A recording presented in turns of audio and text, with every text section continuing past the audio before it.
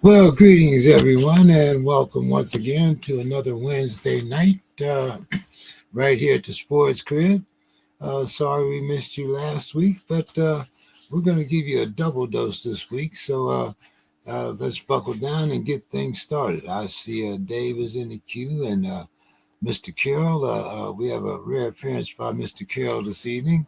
Bill, how are you doing this evening? Oh boy. Well, the good news is I am hosting a veteran-focused hiring event that'll happen at the Proviso Missionary Baptist Church at 1116 South Fifth Avenue. The first hour is veterans only, and I guess spouses, veterans and their spouses only, from 10 a.m. to 11, and then we'll open to the public from 11 until 2:30. Oh, great to hear. Great to hear. Always good to hear about veterans getting jobs and perhaps someone that's out there that didn't know will now know and be able to get some help from there from Mr. Bill Carroll. That is Dave, my how are we hope. doing this evening? For me, How are we doing? yeah, I'm doing okay. Glad to be back. No cyclones, anything down your way? Not my way. I learned a new word though, bombogenesis, which was Yes, bombogenesis. That's a beautiful word. Yeah. When Bo had sent it, he said cyclone. I'm like, a cyclone? You know, like, okay, all right. Well, hey, uh, the wonders of the weather. And I see Don is here tonight. Don, how are we doing tonight? I'm doing great. How y'all doing? Good, good, good, good. Hope you enjoyed that Battle of Texas. We'll talk about that a little bit later. Uh, and uh, well, let's see. Let's get everybody caught up. How's your weather down there, Don? Any hailstorms? 2x2 going to the ark? Anything? No, it's beautiful down here. Low today was 48. The high was 71. Okay, sounds like California weather. Pretty good, pretty good. Uh, as I said, we missed last week, so this week we will be given 2 weeks of predictions. So, Dave, you can get your pen ready for right. a little later. For a little later on, uh, but let's. It's been a while since we've had one, so let's get started here with Sue's Corner, there, Dave. All right. So, yeah. So here's Sue's corner. On commonality, we all seem to share is our love-hate relationship with referees. It starts the minute you yourself play a sport that requires a ref, or your little 5-year-old is playing soccer. As Dave pointed out, it's like a presidential election. No matter what, 49% of people are going to be unhappy. If the calls favor, for example, the Steelers, we love the refs. They are excellent. But as soon as there's a questionable call against them, they're a bunch of bums. It's just human nature. But in the logical part of our brains, we know that in order to be a ref, you must truly try to be impartial. It doesn't mean that you are a robot and have no personal feelings. It just means that you have pledged in order to do your job that you remain impartial and leave personal feelings tucked away. What you don't want to do is to get drunk and have some video of you on a profanity-laden rant about a team that you've officiated before, using very strong language about that team and their coach. That's what happened in the UK, and it put the Premier League and all of football, soccer, team matches, and officials under scrutiny. Well-known referee David Coote allowed himself to be filmed dropping F-bombs about Liverpool and their then coach, Jurgen Klopp. And Klopp was their coach from 2015 up until this year. And then in a time where people are also being careful about xenophobia, snaringly referring to Klopp as the German. which is not a compliment in Europe, believe me. And Sue's being nice here. His actual quote was something to the effect of Klopp being an arrogant German, and the next word rhymes with punt. So you can finish that one. He's been suspended, and now with all the scrutiny of refereeing in all sports, this has become a really big deal. Refereeing is a tough job, not a job I'd want to have in a million years. With the incredible camera footage available now, we all have not only become more intense Monday morning quarterbacks, but we're also refereeing experts. Official complaints against referees is at an all-time high in all sports, from football to tennis and everything in between. Perhaps we can task Elon Musk to invent a cyborg ref and take the human factor out of it. Kidding, not kidding. And so that's Sue's corner. Yeah, everybody, like you said, talks about the refs until, oh well. But yeah. And even with the replay, what she says about having a cyborg ref, even as much as they've tweaked replay in football, they still don't get the calls right. Even with all the replays and having the videos coming in from New York, they still get them wrong. So anyway, I liked her. I like Sue's take this week. Yeah, we miss having Sue. Like I said, it's been a couple of weeks, so glad that she was able to join us this week. Well, So, I have to say one thing. As an American with half German descent, I thought that was freaking hilarious. I mean, if you're that coach, it's not funny, but to the rest of us, hey, like you say, you never know when that camera's and he allowed it, so yeah. So, guys, let's talk a little college football. And, of course, that means we're going to talk about one of Don's favorite guys, Mr. Dabo Swinney. Dabo is still kicking and screaming. Don Swinney says that the impending college football roster cap is the worst thing in his whole coaching career. What do you think, Don? Well, it is bad for Dabo because let's look at his situation, and I'm gonna name some other coaches out there who are in a similar situation. But you have guys like Dabo Swinney, you have guys like Mike Gundy at Oklahoma State, who are old school. They hate the NIL, they hate the transfer portal. Clemson didn't take a lot of guys in portal because Dabo's like, no, I'm gonna grow my own, my own talent. He lost some guys. Mike Gundy has lost a lot of guys at Oklahoma State. He's not bringing in quality guys. He's got guys who are, 2 and 3 star athletes like he usually does. But if they develop at Oklahoma State, they go to other places because the portal. So the fact that you're about to get your roster capped, that just adds fuel to the fire. Other guys are adapting to it. Like Coach Sarkisian here at Texas, he's adapted to the portal.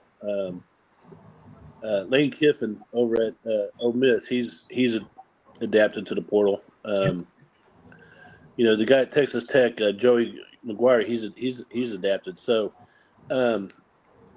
Oregon, I left up Oregon. Oregon, yeah, and Landing and that bunch, yeah. Yeah, they're portaling the hell out of each other. So, the coaches who have the foresight to take advantage of it, it's not going to bother them at all. But guys like Sweeney, Gundy, yeah, it's a whole different ballgame. Bill, what's your thought there? Well, and you correctly pointed out that there's essentially And shout out to my friend Alex M. Brown, the director of player personnel at Ole Miss, who is now helping to manage the process of bringing in talent. And he was right before that, he was at SMU, and shout out to what a lot of the guys he brought into SMU they're having a great season. So future NFL GM Alex M. Brown understands how to manage these things. But to your question, while I think a hard roster cap is unnecessary, frankly, at college football level, as long as the scholarship limit is still in place, players are going to move. And of course, with the portal in place, players are going to move. If you want to travel 120 dudes and provide resources to them, not all of them on scholarship, obviously, it doesn't bother me. Frankly, I don't care. Some of these guys will get experiences whether they stay at that school or not, or even if I'm talking now as a fourth string safety who was a walk-on and never earned a scholarship. There are things I learned from the experience of being a college football player, and by college football player, college football watcher in uniform. I have exactly one statistic from my entire collegiate career, and that is a blocked punt in a driving rainstorm against the Shaw Bears of Shaw University. So that was it. That is my statistic. But there are things to be gained and learned. And of course, if you want to badly enough, you'll find a place to do it. But a lot of times walk-ons walk on to the school they're going to for something else, right? Because football isn't the driving decision.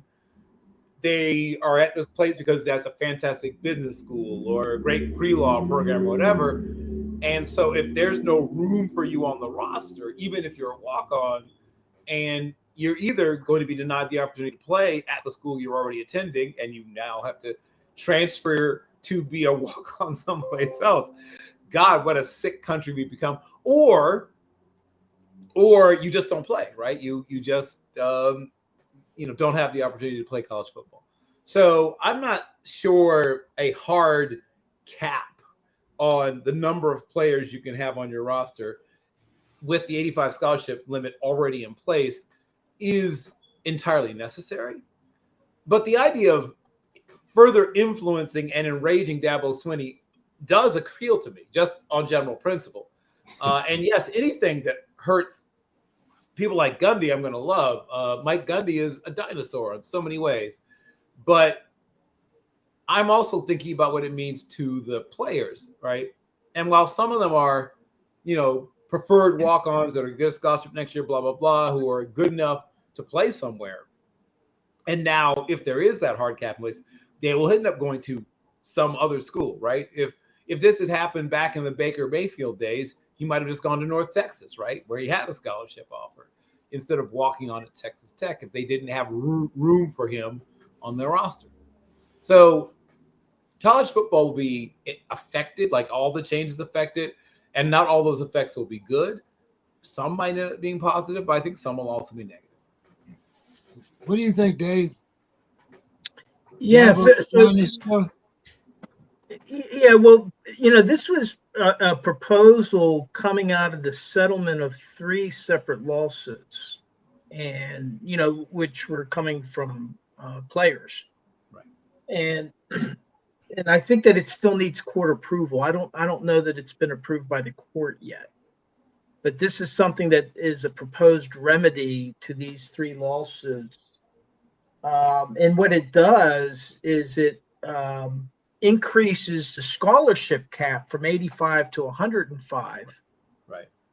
But then it's a hard roster, as Bill said, it's a hard roster limit of 105. So, like, for example, Clemson, they had 130 players on their roster. Yeah. Well, 45 of those players were non-scholarship players. And, some of them, a lot of those were probably walk-ons.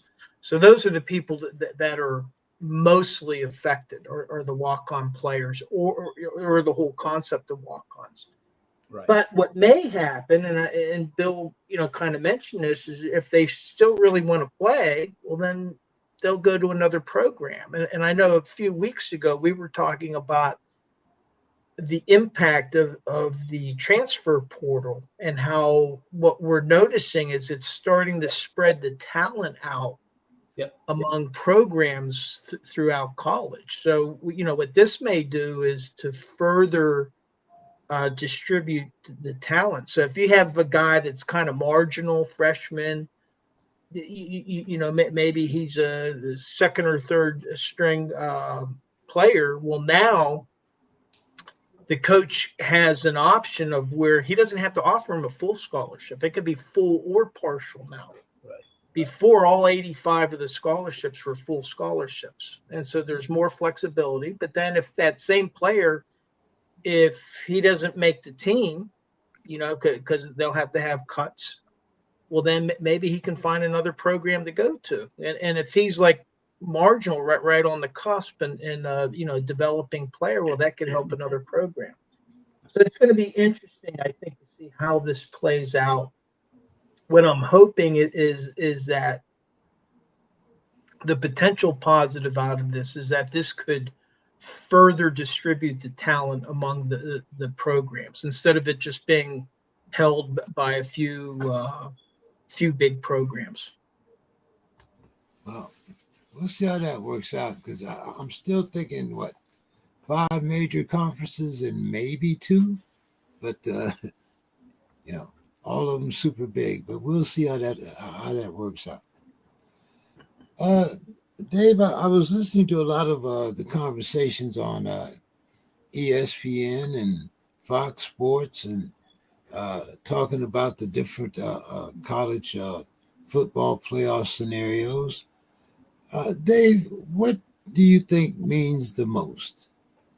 The quantity of your victories or the quality of your victories? Well, I'll give you a definite, it depends. I think generally the quantity counts because if a team's been upset 2 or 3 times, do they really even merit inclusion in the college playoff? But on the other hand, if you have a group of teams that all have the same number of losses, if they have 1 or 2 losses, well, then the quality of their victories should certainly be a factor in who gets selected into the college playoff. And then the third point I would make is that you could have a team like Army go undefeated this year. Now, they got to play Notre Dame, and probably Notre Dame's going to whack them, just like they whacked Navy out of the unbeaten. But let's say Army somehow beats Notre Dame, and they go undefeated. Are they really a better program than Alabama or Georgia that have 2 losses? So I think that when you're looking at the at-large bids, I think quality definitely becomes a factor there. Bill, what do you think? I'm going to flip the question and or my answer slightly. To me, quantity of both things I just mentioned matters. But to me, if you have a loss, what's the quality of your loss? Dave sort of alluded to it. First of all, I don't think the SEC as a whole is as good as people think it is. And I know that's an answer that people won't like or whatever. I think Texas is a very, very good program. Ole Miss is a terrific program. They're very good this year. Alabama, I don't know if Alabama's all that good, quite frankly. Georgia, is Georgia really that good? I think the SEC as a whole is a little bit down. Vanderbilt, shout out to you, right? But is Vanderbilt that good, or is Alabama not that good? So what is your highest quality loss, right? If you're a team with a couple, especially if you have a couple of losses, is one of them a bad loss, right? Or at least not a great loss. So if you're Penn State and your only loss is Ohio State, and Ohio State ends up, being a team that is in the top 5, that's a quality loss, right? If they don't lose any other games, they have one loss, it's a high quality loss. If you lose to NC State, right, who isn't all that great, or if you lose to, Washington State or whatever. You lose to a team that's not all that great. To me, even if you only have one loss, if that one loss is not a bad, or even not a bad, but like a meh loss, to me that can almost outweigh a team that maybe doesn't have the world's toughest schedule but runs the table, or a team, as I mentioned, has a couple of losses but have really good losses. They lost to really good teams that were playing great football. But even if you have one loss, that loss is a loss, right? To me, that matters even more than two great losses, right? If you have one bad loss, to me, that's worse than two great losses, right? So that's what I think maybe the most important thing. How good, if you have a loss, how good is that loss? Well, so you wanted to make it losses. I put it in victory sense. And the reason why I put it in the victory sense was because the particular conversation that I am referring to was a comparison between an unbeaten Indiana and Texas. Yep. So, Don, I'm going to ask you that question. What means the most?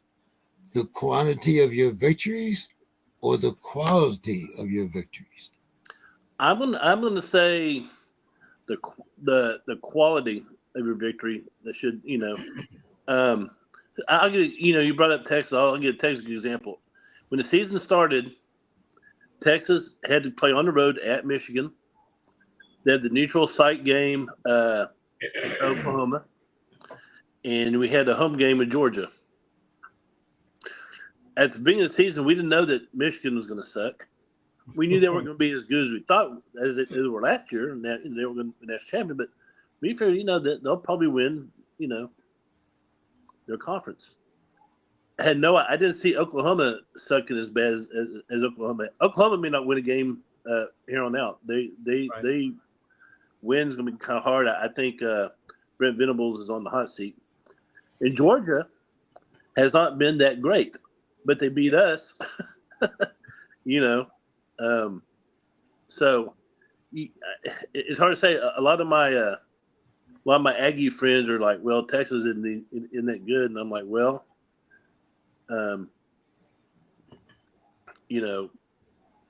we beat the same teams you've beaten, but we beat them worse. So there you go." But I don't know. But I think it's the quality of your wins. Right now Texas is like saying, "Well, we haven't had a lot of quality." I think the best win we've had is Vanderbilt. Right. But then Texas has beaten people who have beaten people. We beat Arkansas, who beat Tennessee. I mean, that's just what SEC is. We beat Florida, who lost. We beat Florida, who beat LSU. LSU, they're a shit dumpster fire right now. So it's gonna be crazy, this SEC.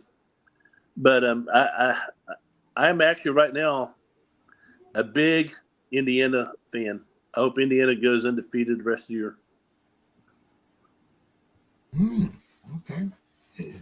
Might be a little no OSU hate in there, Don. Yeah. Do they still play Ohio State, or are they not? You're playing them next. Yes, next game. Yeah, that's that'll be a big game. That's the next test. Undefeated Indiana at Ohio State, I believe. If you'd like to see a fantastic preview art of the game, Dave, make your way over to Team MBS Sports by this coming Friday or so, and I hope you'll enjoy seeing the breakdown of the game. All right.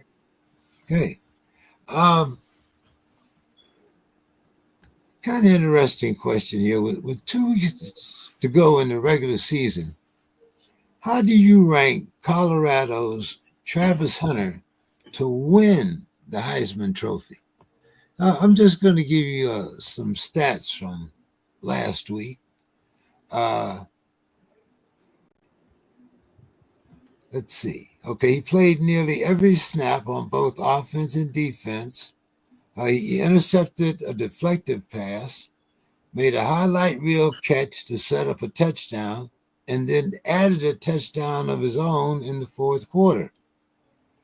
Bill, first non-quarterback since Rod Woodson? Well, I mean, there's been some non-quarterbacks. I mean, last I checked, Mark Ingram wasn't a quarterback. So there have been some non-quarterbacks who won it since Woodson, but the first defensive player since Woodson. Right. Okay. And there have been several two platoon players, right? I mean, everyone was a two platoon player. If you go back, from 1949 back, pretty much. I mean, heck, Paul Hornung, played offense, defense, and special teams. Leon Moose Hart, right, who was the last. He played both ways, but he's primarily a defensive player. Was the last primarily defensive player prior to Woodson to win it. But he has a decent chance. Two things have to happen. One is Colorado has to keep winning. Fair or not, if Colorado loses another game, it's going to be tough for him, right? But no matter what he does, and that's incredibly unfair because Paul Hornung won it when they went 2-8. And so, but that'll never happen again. You'll never see another person from a losing program ever win the Heisman again. In fact, 7 wins won't do it. 8 wins won't do it. You got the buy-in is 9 wins. So they got to win at least 9 games for him to have even a shot at the Heisman. And yes, he has to keep playing absolutely out of his mind. But if there's a stumble, they're going to give it to a quarterback. I mean, right. I'm not thrilled that it's become a quarterback award. There's already, some quarterback awards. You got the Davey O'Brien. You got the Unitas. The Unitas, right? Unitas. And soon there'll be a Peyton Manning award probably too. But there's enough awards for quarterbacks. The Maxwell Trophy has become a quarterback award too, much to my chagrin. But Hunter has a chance. Once again, if Colorado runs the table and he's spectacular week in and week out, which he often is, he at least has a puncher's chance, as they say. I still think they want to try to find. Bill, right now you're betting $10 to win 2 that he does not win the Heisman Trophy. I'm just saying. I mean, I know what you're saying, but those are the odds. And Colorado only has to win 1 game to be bowl eligible. Right. Well, bowl eligible doesn't mean anything. You got the buy-in. Go back and look at the history of the Heisman Trophy. It has been a very long time since somebody. You got to go back to before they played 12 games to find somebody who won it without at least 9 wins. Just so you know, the buy-in is 9 wins. You got to have at least 9 wins. Do you agree with that, Dave? Well, those are really great performance, but I would have been more impressed if he had done that against Kansas State a few weeks ago. I mean, Utah's a 1-6 program, and so it's kind of like, well, yeah, he's a great player. I would expect them to roll over those guys, but I mean, I just like the idea of a two-way contributor who's playing quality ball on both sides. I think he's going to be hard to ignore. And if he can, repeat this in his next couple games, and I think that they play Kansas, which, they're like 3-4, but they're a stronger opponent than Utah, then he might make a case for it. And I would like that. I would be happy if he won it. Yeah, being a DB, I think my heart's a little softer than Bill's. I would love to see a DB or a two-way player get it. Yeah. Don, what's your thought? I think Bill's just given the reality of what the recent history has been. What do you think, Don? Well, I think Travis Hunter is the best football player in college football right now. Yep. He's like this generation's Gordy Lockbum on steroids. So yeah, and if I don't know who Gordy Lockbum is, Holy Cross, baby, 1988. Yeah. Do a Google search, but or just ask me. To my knowledge, or to my opinion, is that Travis Hunter and the running back at Boise State are the two front runners. Yep. I don't see a quarterback this year winning it. To be honest, I know it's a quarterback award nowadays, but the quarterbacks that we were looking at have kind of faltered. So, yeah, I'm going to say Travis Hunter is my pick to win the Heisman. I'm not a gambling man. I'm going to bet money on it, but that's my choice. I think Dylan Gabriel is probably going to get invited to New York, especially if they keep winning.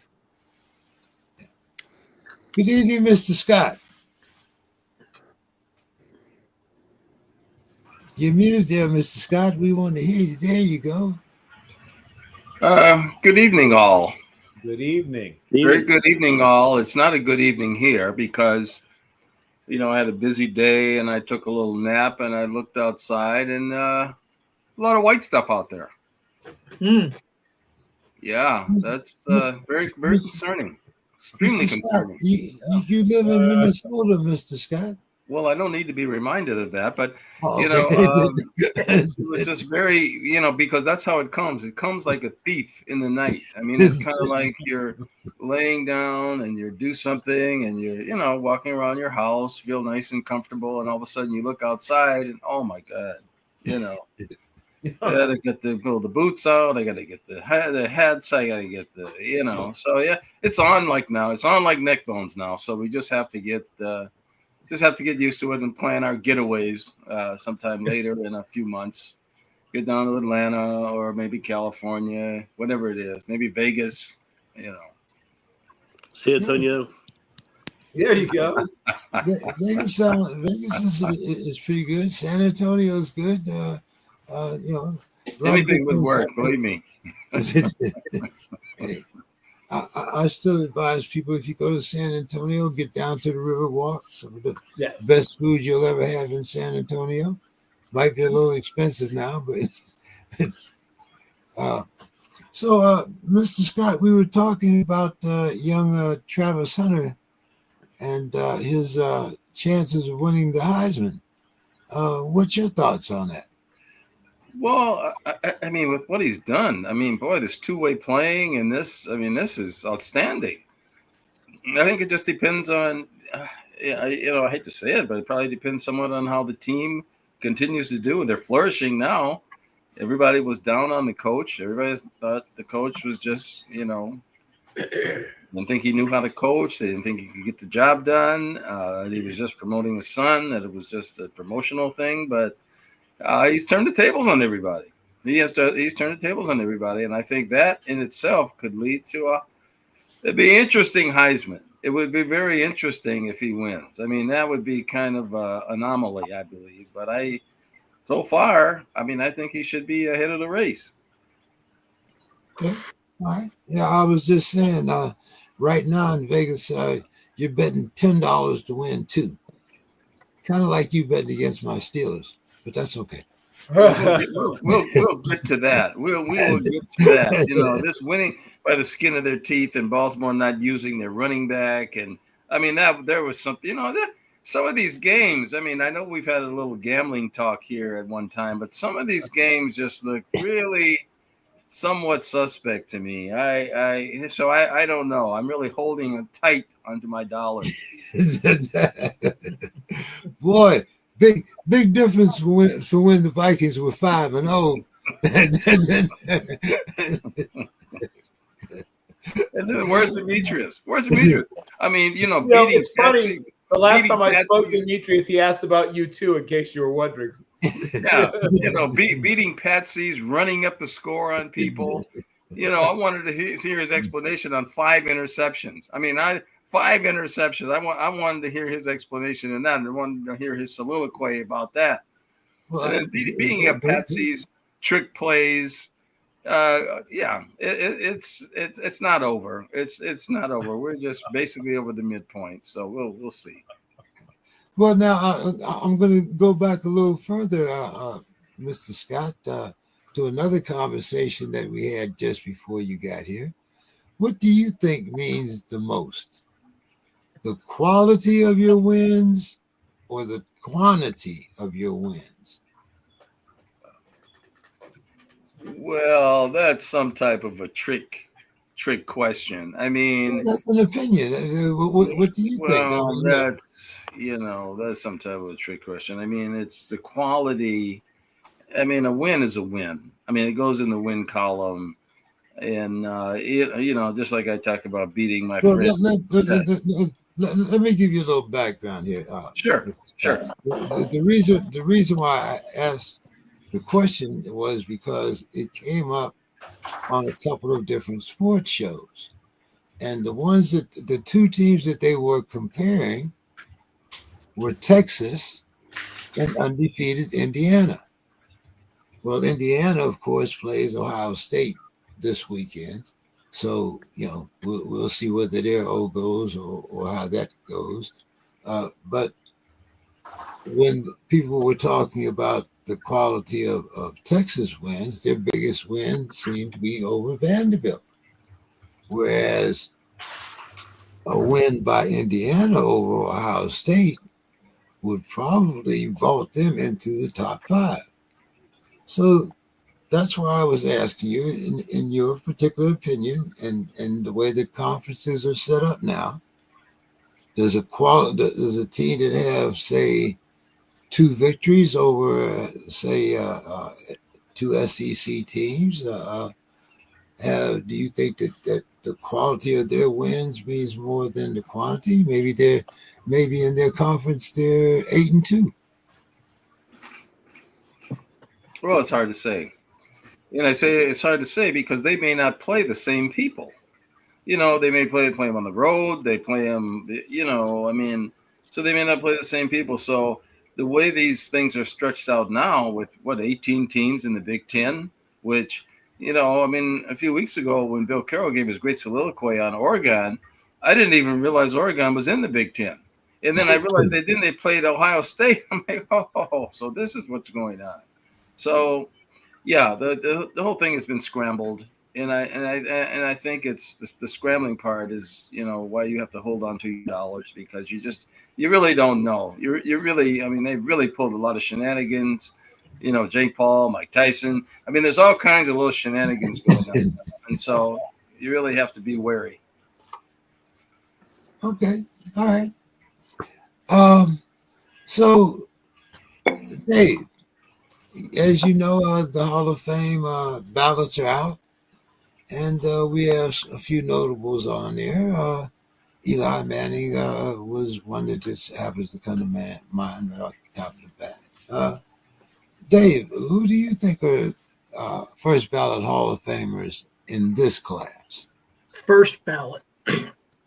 Okay, well, there's 25 semifinalists, but before I get to the first ballot guys, there's two. The voters have a chance to right previous wrongs by putting Hines Ward and James Harrison in. Those are the only two players on that list that the NFL had to change the rules of the game because they were dominating their opposition so much by their play under the rules. And so the NFL, because they were so dominant, literally had to change the rules for both of those players. And one was Super Bowl MVP, and the other had the greatest play, arguably, ever in the Super Bowl, or the NFL for that matter. But to your question, there are 6 guys that are in their first year of eligibility. So there's linebacker Luke, and I have a hard time pronouncing his name. Kuechly. And then Eli Manning, Terrell Suggs, defensive back Earl Thomas, who says he's better than Troy Polamalu or the safety from Baltimore. Ed Reed. What's that? Ed Reed. Yeah, Ed Reed. And that's Luke Kuechly you're talking about. Yeah, Kuechly. Yeah, but it was Earl Thomas that said. Yeah, it was Earl Thomas that said he's better than Polamalu or Ed Reed. Adam Vinatieri, a kicker, and offensive line, and Marshall Yanda. But among those, I kind of narrowed it down to 3 potential first ballot Hall of Famers. Eli Manning is a 2-time Super Bowl MVP. That's hard to ignore, but other than 4 Pro Bowls, he didn't do much the rest of his career. He was a good quarterback. I wouldn't say a great quarterback, but he has 2 Super Bowl MVPs. Uh, help me here, Phil. Kuechly. Don't look at the spelling. Just pronounce it. It's Kuechly. Kuechly. Okay, he and Suggs both were defensive players of the year, which is huge. Yep. Something that James Harrison was as well. But I think that it comes down to Kiki had 5. He's a 5-time All-Pro. And, both Suggs and Kiki were 7-time Pro Bowlers, but Suggs was only an All-Pro 1 time. And so I would say Kiki probably would have my nod as the guy that has the best chance to be a first ballot Hall of Famer. But Suggs, I mean, he had an outstanding career. And I mean, I couldn't stand him, being a Steelers fan, but I mean, he drove the Steelers nuts, and I would put him at a close second. Don. Yeah, I agree with what Dave was saying.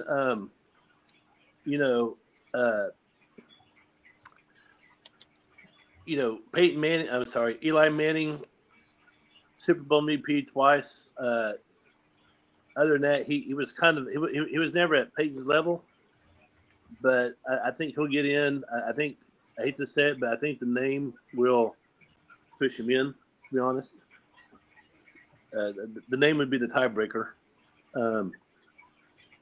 I like, Earl Thomas. Of course, he's Longhorn, so DBU, got to go with that. Kiki, yeah, that's an awesome choice in itself.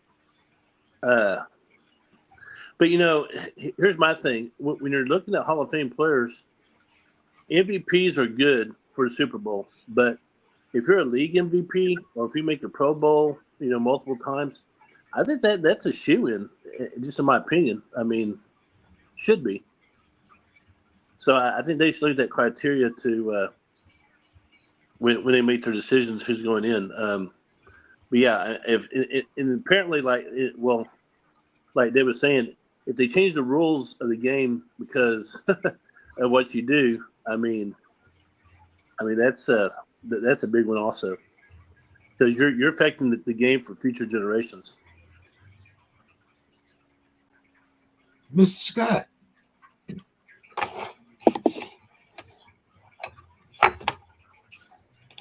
Well, I think it kind of comes down to sometimes it's the team you play on, the era you played on with the teammates you had.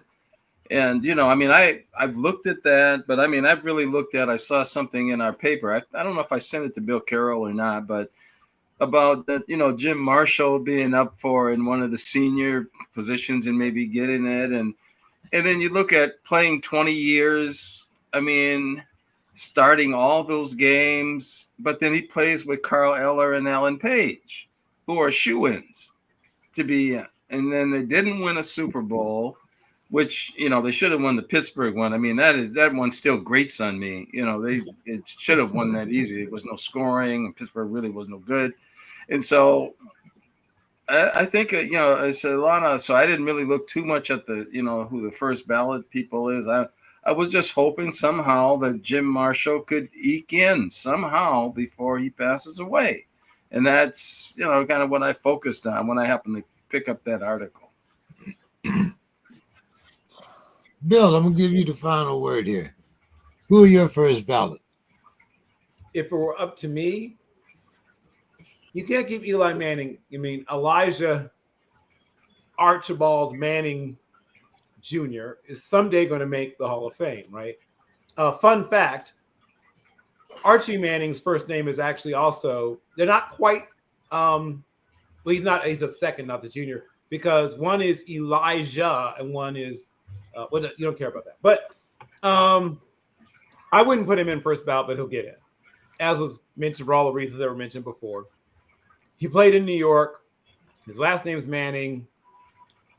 Defeating not only, a very good team, but a dynasty level team twice in the Patriots. Those things, even though he was literally dead on average for over half of his career, just a flat out average quarterback for over half his career, because he was at his best, as they say, when his best was needed, people will remember that. Like that, whatever reason, sort of washes away all the years of 18 touchdowns and 15 interceptions, that kind of thing. People don't remember that stuff. But Luke Kuechly is probably the most singularly special, right? The most singularly qualified of the current players in this modern era group. To me, the fun fights are not, the first ballot guys, right? To me, the fun fights are the guys who have been on the ballot a few times. And if they don't get in soon, the numbers game gets them, particularly at wide receiver. And someday, well, I guess I'm going to have to write this article too. They have a wide receiver problem. The Hall of Fame has a wide receiver problem.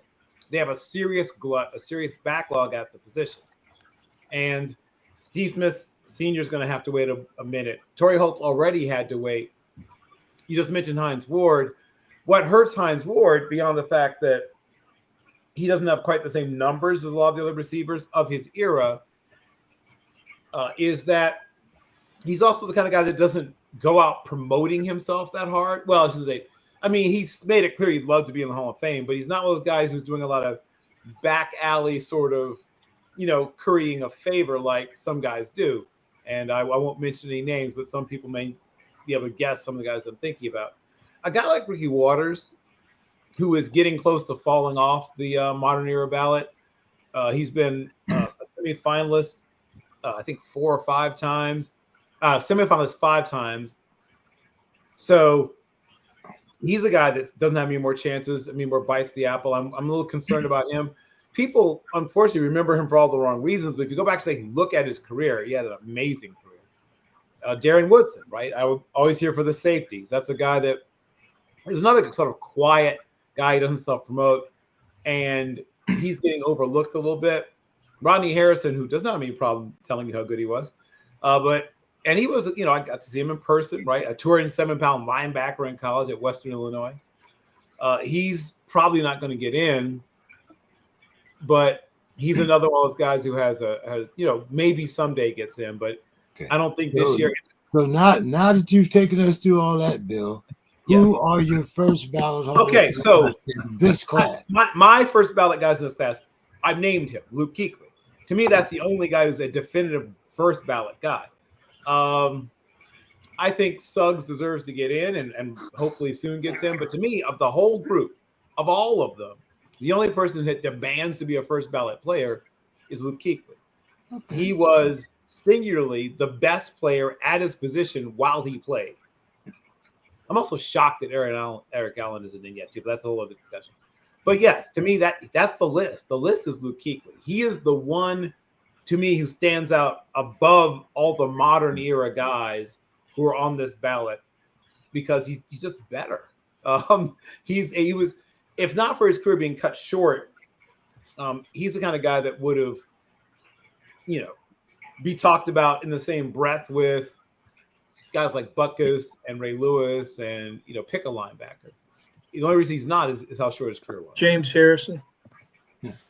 Well, I hear a lot of Pittsburgh bias, in this discussion. And I'm a Pittsburgh fan, but you won't hear that from me. We're all Pittsburgh fans here. I've heard a lot of Pittsburgh bias. Well, despite the fact that I'm a Pittsburgh fan, I am a person who celebrates and analyze the history of the game more than I care about. Much as I love Pittsburgh, I'm not going to say someone is better than they are just because they played for Pittsburgh. No, I know you won't. But I'll put up both hands. I will. Well, I just one more thing. The NFL changed the rules because of James Harrison. Well, just for they didn't do part, it for any of these other guys except for Hines Ward. Those are the only two that the NFL literally changed the rules because they were too dominant. Well, is Drew Pearson in the Hall of Fame? I can't remember. Is he in? Drew made it. Drew Pearson, senior committee guy. Yeah, and he pushed Nate Wright, a blatant push in the playoff game. Yes. He on was that so Hail Mary. guilty. Yes. He's so guilty about it. He actually went to the coach's house to say, did he actually not push the man? And the coach just kind of, well, it's inconclusive. I was there, but so yeah. But so people like he gets in. And so, the process Yep. itself, as so many things are, and for Jim Marshall, I'm going to just beat that horse. And for Jim Marshall to not be in, there shouldn't even be a Hall of Fame. Somebody who plays that long and starts every game. But like you said, look at the guys that he played with. You're gonna take Carl out of there? Alan Page? Alan Page, you're gonna give him one of their spots? Yeah. I mean, see, that's where the political things come in. Just like this Pittsburgh, affinity, this affection for all the Pittsburgh people. I mean, they had a great team. Chuck Noll is one of my favorite coaches, but okay. So I'm gonna let you talk about a different team, Mr. Scott. We're gonna talk about Saquon Barkley. He ran for 2 TDs, and the Eagles expanded their lead in the East. Are they the beasts of the East, Mr. Scott? Well, they seem to have woke up. They have seemed to woke up, and if they continue to run the ball like that with Saquon, yeah, they are going to be a very, very good force. I mean, the quarterback keeps playing well. They run the ball with Saquon, who has looked really rejuvenated in Philadelphia. So, yeah, I'm there. Yeah, if I was, doing that type of thing, Philadelphia, I like them. I like Saquon. What do you think, Made a good comeback player of the year, possibly. Ooh, okay.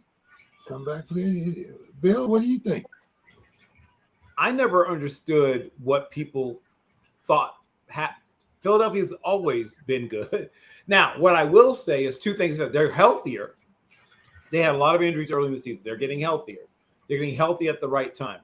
And I'm not here to out anybody about, fudging injury reports. But if you watch Jalen Hurts, you could tell his ankle was bothering him earlier in the season. Now you can tell by how much more he's running and how much more effectively he's running that his ankle is healthy. And Sirianni accidentally slipped up a few weeks ago, and when Jalen was getting a day off from practice and slipped up instead of he was supposed to say it was rest, and he said, came up with a little ankle thing, and then later he said, I meant rest. It's like, no, you meant ankle. You were right the first time, but they're getting healthy at the right time. So that's one of the things. When you add to the fact that they have fully integrated a truly special player, and the reason Saquon Barkley looks rejuvenated is because he's on a team that isn't terrible.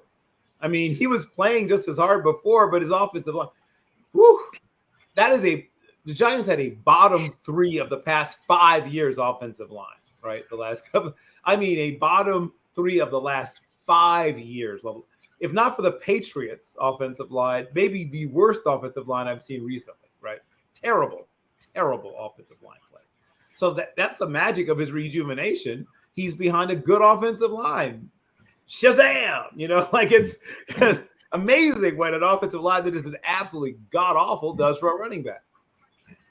And his quarterback isn't no longer a drag around his ankle as well, right? So you're playing when you're with the Giants, you're playing against basically a 9-man box half the time, or 8 in the box and one guy shading towards the box, because they're not afraid of the 2 things they're worried about is you running and Daniel Jones running. You're not scared. Now, Malik Neighbors is there now, so at least they have at least one downfield threat. But he didn't play with Neighbors, right? Neighbors came as he left. So in his time there, you have the crafty little Wan'Dale Robinson. You have the occasional streak from Darius Slayton. But nothing special at any other position on offense. We're talking about the Eagles, not the Giants. I'm just saying that's why Saquon Barkley looks better. He's been the same guy all along. Now he's just suddenly with a team with talent. But what people haven't mentioned is the Eagles' defense.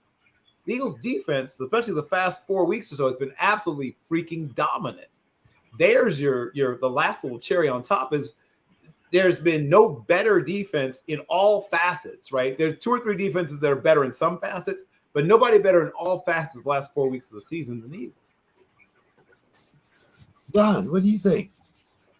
I think Billy hit the point on the head. When you have a great defense, and you have a guy like Saquon Barkley, you play complementary football. You're getting, you're not having long drives, you get shorter drives. You get more opportunities because the other team's having to punt or maybe they're forcing turnovers. That gives you more chance to carry. And your offensive line is pretty damn good. So I agree with everything that Bill just said.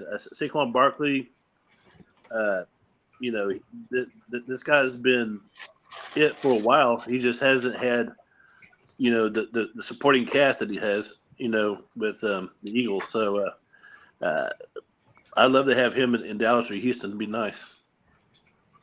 Well, Dallas is done deal. I mean, Dallas, Dave, what do you think? Yeah. You said the East? Yeah, the win over Washington clinches it.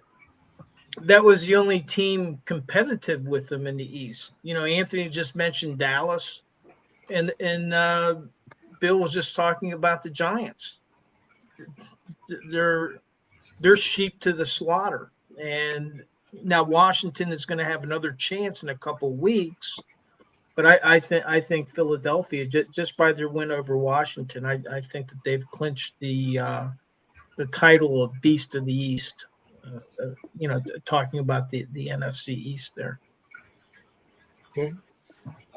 Dave, Jordan Love ran for the go-ahead TD in the Packers' victory. The Packers blocked a last-minute field goal attempt to beat the Bears. Dave, do you think the Packers are contenders? Well, they still have to play the Vikings and the Lions again. So I don't think that they're contenders to take their division, but if they take care of business with the other teams on their schedule, they're wild card contenders. They're contenders to be a wild card team. You agree with that, Mr. Scott? Yeah, I do. I think they will. I mean, I think Chicago. I don't know what Bill thinks, but I mean, I think Chicago has fallen out of favor, to make any type of a wild card. So yeah, the Packers, especially at home, they're very tough. Play good ball at home. I think the Vikings go to Chicago, if I'm not mistaken, this week. I think they go Soldiers Field. I think they're still playing at Soldiers Field, which is always a tough place to play. But Vikings, 8-2, and we still have to, beat the Steelers. We have to just beat them out. I mean, that's kind of one of my goals. I want to make sure we do that, have a better record than them. But the Packers, I think they're going to have some say. They could be a playoff team. Now that I think the Bears have fallen out of favor. I don't know what Bill Carroll thinks about that, but the Bears. But he probably has a different take on it. But well, let's ask him, Bill. Yeah, well, Chicago doesn't quite have the roster that the other teams that were just mentioned does, right? They have 3 really special players on defense, but none of them play on the interior of the defense, right? The edges of the defense are pretty good. They have Montez Sweat. They have one really, really good cornerback. The best players on their defense, unfortunately, are all on the edges or interiors of the defense, exterior of the defense. They have not had a really disruptive interior player in quite some time, and it shows.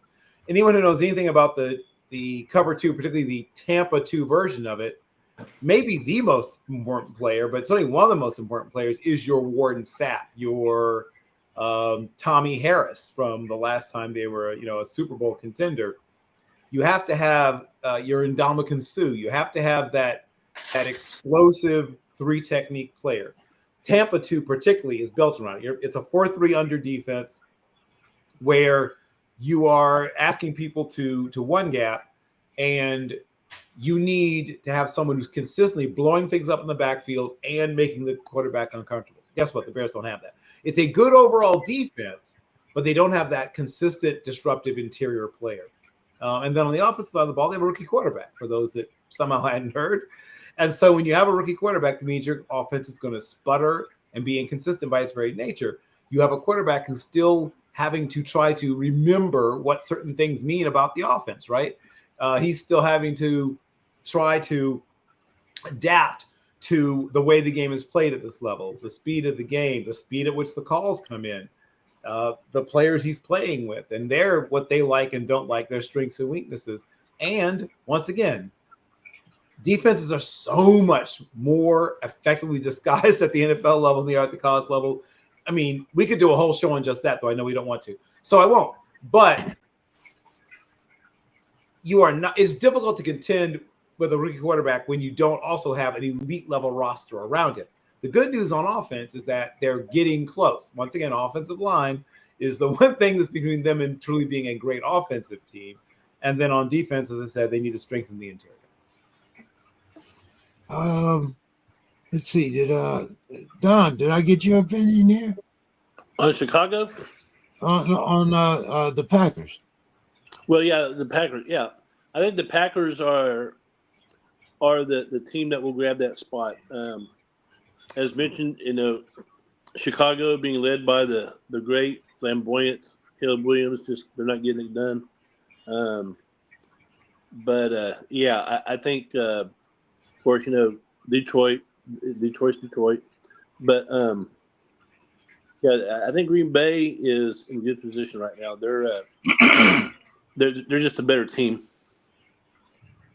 Okay. Don, the fans have won their second straight. Of course, they just beat the Raiders. It was 34-19. Tua had 36 passing attempts. He completed 28. He had 288 yards and 3 TDs. Don, what's your opinion of Tua since coming back? Well, yeah, I mean, it's impressive considering he had 2 concussions this year. How many? Is it 1 or 2 concussions this year? I don't know. It might have been 3 as far. But I know it is at least 2, right? Yeah. So, I remember when we first talked about Tua's his issues. I was on record saying I think it's time to go ahead and take an analyst job or become a coach or GM or something because football just may not be his thing because you're putting your health at risk. So then once he goes out and has a performance like that. So, I'm a Tua fan. I mean, he's a great kid, but I hope he's making right decisions. But hey, he's getting paid. Yeah, definitely that. Getting paid. Bill, doing what he loves. Bill, 2 weeks ago, we were thinking about, maybe Tua should hang him up. What's been your thoughts since he's been back? Well, for those that, are not actual neurologists, and I am one of them, of all the parts of the human body, still the least understood is the brain, right? Ironically, the thing that is sort of the center of our existence in terms of who we are and what we, how we see ourselves and how we see the world, we know frighteningly little about how the brain really generates, regenerates, all that. It's not well known. And concussions have been studied seriously for just over 2 decades. Now, there have been studies of concussions going much longer than that, but they were small and not, frankly, in my opinion, all that well structured with problems, even with how the sampling was put together. Once again, a whole show could be done. But now we have real serious concussion research being done for a little over 20 years. And even then, we're talking about an elephant's toenail compared to what it is that we would need to know why some people bounce back, right? We've all seen someone, oh, that looks terrible. Oh, I hope they're okay. Oh, man, maybe they should never play again, blah, blah, blah. And then 6 days later, they're out there killing it, right? And why some people, a concussion, maybe 2, are never the same again. It's not known. We think probably genetics plays a part, the severity of the concussion, what part of the brain suffered the concussion, angle, acceleration. I mean, name something, right? all the different factors that can be factored in may play a role, but we don't know. And so one is I hope that Tua is being made to do constant baseline, where they constantly are still checking him against what his established baseline basis for the rest of his playing career. Whether he gets another concussion or not, I hope for the rest of his playing career, and maybe even beyond, on a regular basis, they're doing testing against the baseline of a variety of different things, response to stimulus, reaction time, sensitivity to light, whatever, everything that can be put on the test. I hope he's undergoing on a regular basis. 2, I am not a doctor. I don't pretend to be a doctor. I read a lot of stuff about medicine, but that doesn't make me a doctor any more than reading a lot of stuff about airplanes makes me a pilot.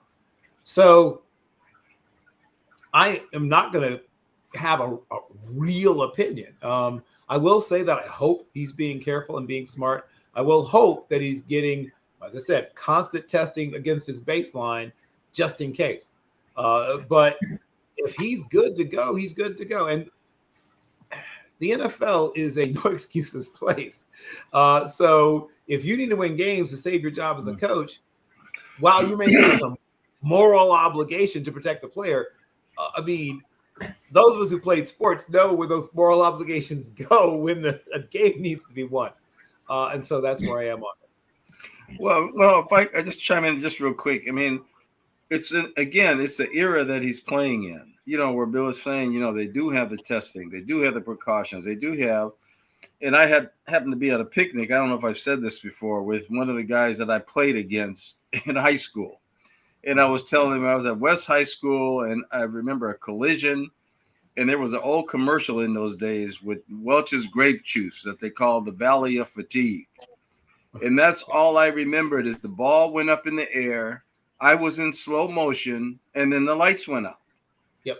And so I'm laying on the ground, and people are looking over me, and kids, is he dead? Is he all right? And so I get up and I staggered back in, and then later the coach puts me back in to run in the 2-point conversion. Yep. And the guy I was talking to said, that's what they did then. They just put you back in the game. If you came up and you could talk to everybody, they just put you back in the game. Yep. So I'm not saying that that's right. I'm not saying, but, the new game, one of the things that mystifies me is, they seem to have a lot of protection with the helmets now. They seem to have really done a lot with that. But as far as anything else, there's no knee pads, there's no hip pads, there's nothing on them.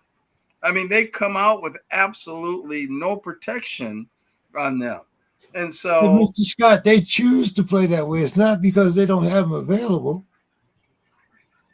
For whatever reason, I mean, because a wide receiver feels that it gives him that edge.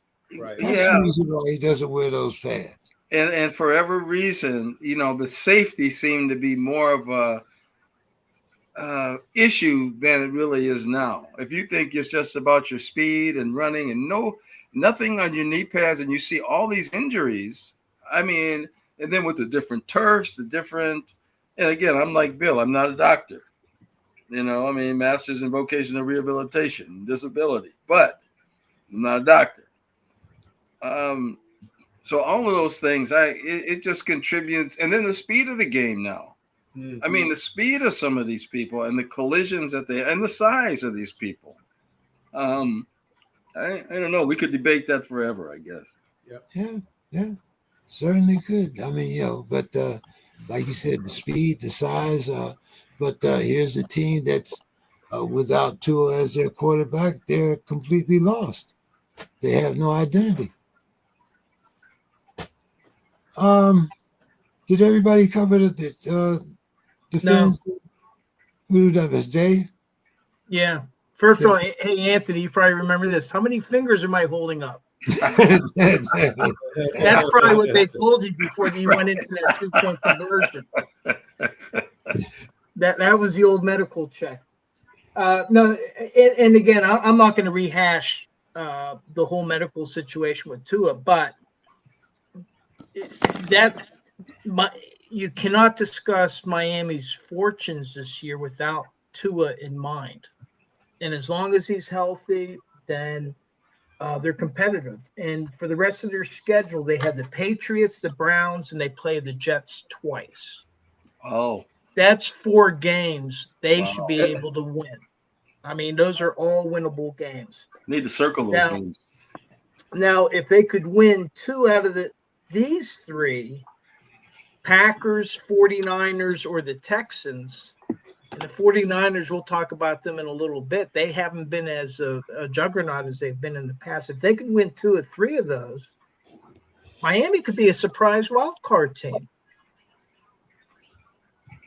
I mean, that's just the way the schedule lays out. But I have to caveat everything when talking about Miami. That's if Tua is healthy. Yeah, like I said, Miami. Everybody knows Miami with Tua and Miami without Tua. Definitely 2 different teams. Yep. Dave, talk a little bit about the Aints.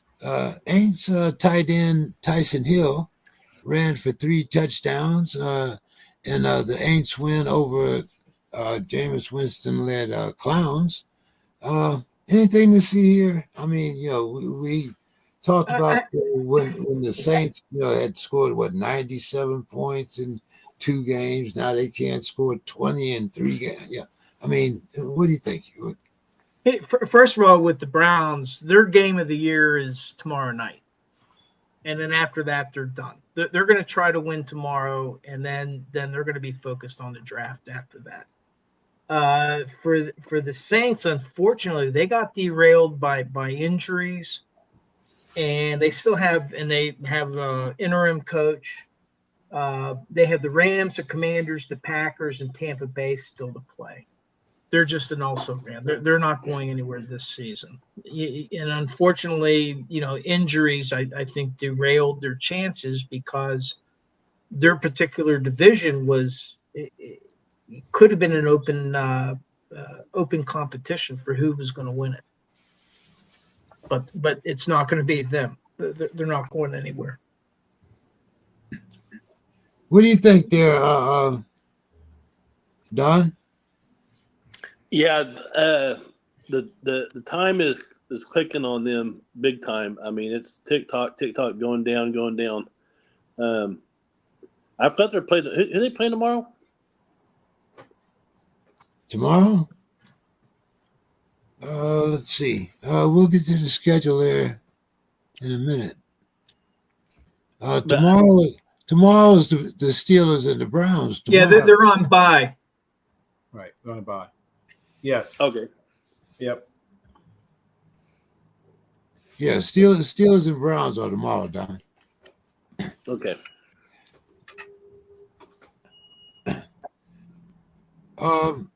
What's your Scott? Your take on these Saints, Mr. Scott? Let me see. The Saints. Well, they're a middling in that division. I mean, Atlanta's ahead 6-5. Tampa Bay's 4-6. They got 4 wins, and Carolina has 3 wins. I mean, I don't like any of them, but the Saints can score, but then they give up a lot of points, and the same with all the other teams in that division. They all just porous defenses. So as long as they play each other, anything can happen. But I don't see anybody in that division, the South, making any noise whatsoever. I really don't. And and then in the American, for some reason I still think Cincinnati is good, but their record doesn't show it. Good offense. I still think they're good, and I just don't understand how Pittsburgh is ahead 8-2 and Baltimore 7-4. I mean, that is just. I mean, I don't know if my eyes are. I don't know if I need to get my eyes checked or what, because that makes absolutely no sense. Makes absolutely 18-16. That's how the Steelers are here. 18-16. Final score 18-16. Dave. Yeah, it's ridiculous. I mean, that's just somnambulant, superfluous football. I mean, I watch their games and I have no interest. Can't stay awake.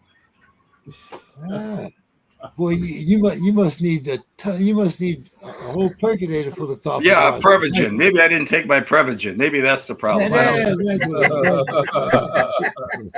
it is. So let's see. Did I miss you, Bill? Well, I mean, regarding the The fortunes Aints. of the Saints. Yeah. Yeah, well, I mean, they got bit by the injury bug, losing Shaheed for the entire year, losing Carr for a few weeks. Hill himself just came back from injury. Hardly anybody you could name, with the exception, I think, of Alvin Kamara, amongst their offensive skill group, have missed at least one game, I believe. Foster Moreau. Yeah, I think almost literally every starter not named Alvin Kamara on amongst the running backs, tight ends, and quarterbacks group and running backs missed a game, and some missed much more. That's part of it. Dennis Allen, who I'm not exactly sure why they thought he was a good idea in the first place, but he has, I think, rightly been shown the door. I would love to see somebody like, say, Pep Hamilton get an interview, or heck, hey, remember Eric Bieniemy? I know he's coaching at the collegiate level now, but I think he'd be a good fit there for two reasons. I think he's big on like holding people accountable, first of all, which has been an issue in that particular team's culture. They haven't had a lot of people who've raised the standard. He's going to raise the standard. But there's some people out there where I think if you want to go defense, which maybe you shouldn't, but if you want to go defense with the coach again, I mean, Leslie Frazier's been away for a while, but I'm hearing he still wants to coach.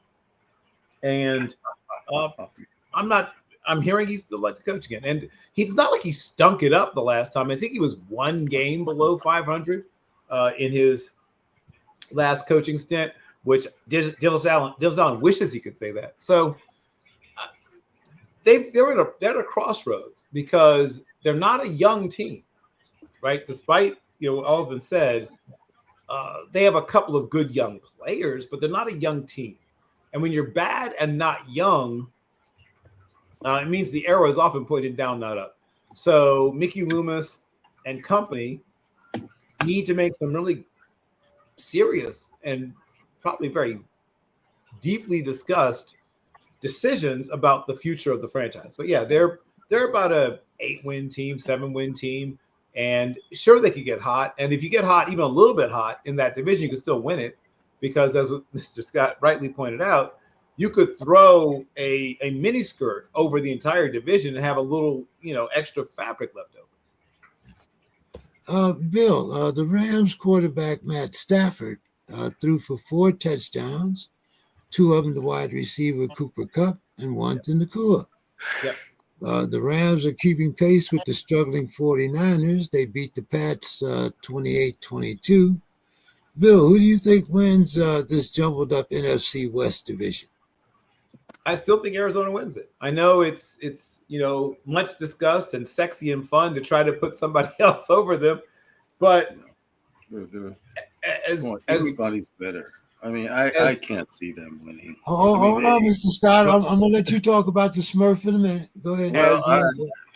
As much as people may like to disagree, the quarterback is not the team. They have other players, and a lot of those players they have are really good, both on offense and defense. And they've had injuries too, but not like the 49ers, not like a lot of the other teams in their division who have been ravaged by injury. They've taken some knocks, but not like those other teams. Being healthy down the stretch matters. You don't get to take your reputation with you. You don't get to take your mystique with you when you take the field. You have to play with the players you have. So name recognition, mystique, reputation, none of that matters. I do believe the 49ers will make the playoffs. I don't think the Rams will quite make it, but I think they'll be very, very close. And John Matthew Stafford is going to have a couple more big weeks. Now, not consistently, but if you are into fantasy, he's got some somewhat tasty matchups coming up in the next 3 or 4 weeks. So you may want to, if you don't have him, and you've had some struggles at quarterback, say you had Trevor Lawrence, God help you, and now he's gotten hurt. So now you don't have to cut him. You can just drop him due to injury. Yeah, Stafford's a good fantasy ad. Mr. Scott, you're a big fan of the Smurf. You changed his name from the world's tallest midget, so we have to let the audience know. What's your thoughts here now on the division leading Smurf? Boy, that is a very interesting division. And I mean, I think as Bill was saying, I mean, they have been playing some really good football. Defensively and offensively, a running back that's been very dangerous. World's Tallest Midget has been extremely throwing the ball well and running. He's been a dangerous double threat as long as he's healthy. Boy, that division. I mean, I wish Bo was here to talk about the Geno Smith administration, because I mean they're all right bunched up in there. Yep. With the Seattle, Frisco, and how do you throw Frisco out if they get all their players back and they got McCaffrey back? They got McCaffrey back, so they could make that last push. So I can't pick that one. I really can't. I just do not think that World's Tallest Midget is going to win that. I mean, there's too many good teams and quarterbacks. The Rams, San Francisco, Seattle. I'd be surprised if they actually won the division. And I think that's what they're going to have to do to make the playoffs. Because they're all 500 teams. So there's going to have to be a winner of the division that makes the playoff. Yeah, I think everybody else is 5-5 and they're 6-4 or something like that. Yeah. Don, what's your thoughts on them boys out there in the desert? My gut feeling tells me that Arizona will do it. I can't reason my way around it. It's just I think they're the most likely of a very mediocre conference. So I just division, but I just feel like that they're the team. Well, they go to Seattle now this week. They go to Seattle. Big game. Yeah, they still got some division games left now. It's not over in their division. Yeah. Oh, it's far from over. Yeah. Yeah, but it's going to be tough. But I think in the end they'll come out on top. They'll probably win it by 1 game or 2 games. Dave, you got confidence in those boys in the desert? Well, I mean, right now they're in the driver's seat. They're 1 game up, but it's only 1 game. And the problem that they have is they have 4 more division games. And I think what it's going to come down to, it could come down to the tiebreaker in their division record. So even though they're 2-0, they play Seattle twice. They play the Rams and they play the 49ers at the end of the year. So, that's the challenge that they got to continue winning in their division. They won their first 2 games, division games, but they got to play Minnesota. And that's a probable loss for Arizona. But, with the other teams, mentioned, the Rams are right now, they're 2-1 in the division. And they have 3 more division games. And so if they sweep the remaining 3 division games, they could end up stealing the crown depending on how they do and what happens with Arizona against Minnesota and against the rest of the division again. Then you have Seattle, and I think where Seattle, where they could steal the crown is if they beat Arizona. If they sweep Arizona and they win their other division game, they could sneak right in there and take it. The team I think that has the least chance of winning it is San Francisco. And in order for them to have a chance, they're going to have to beat the Packers or the Bills. Number one, they have a harder schedule than the rest of them, and they're already 1-3 in the division. They've already lost 3 division games. Right. And so that's why I kind of I mean, I think all of these teams are comparable. I'm not saying that San Francisco is a worse team, but their circumstances just aren't as good for them. And they only have 2 more division games left. So the best that they can do is 3-3 in their division. So I kind of like, I think Arizona might maintain the lead. But I think that there's situations where the Rams or Seattle could overtake them, and it's going to come down. It's going to come down to these division games. Dave, the Colts quarterback Anthony Richardson's late TD run gives his team a victory over the Not Yets. The Not Yets have now fired the front office. Dave, do you think Ayahuasca will be in a Not Yet uniform next season? Well, that could come down to dollars. I think right now he had the way his contract was structured is that he took very little in salary, and he took a big lumps in bonuses, both in a signing bonus and these other bonuses, which are prorated through the contract. Yep. So right now, his salary cap hit would be $21 million, I think, next year. Okay, but then if they were to release him, to cut him, well, now what happens to all the other money that they owe him? Because he's been paid those bonuses. He was guaranteed like 75 million, and 70 million of that was in bonuses. So I think that whoever's taking over as a general manager is going to have to get out his pencil.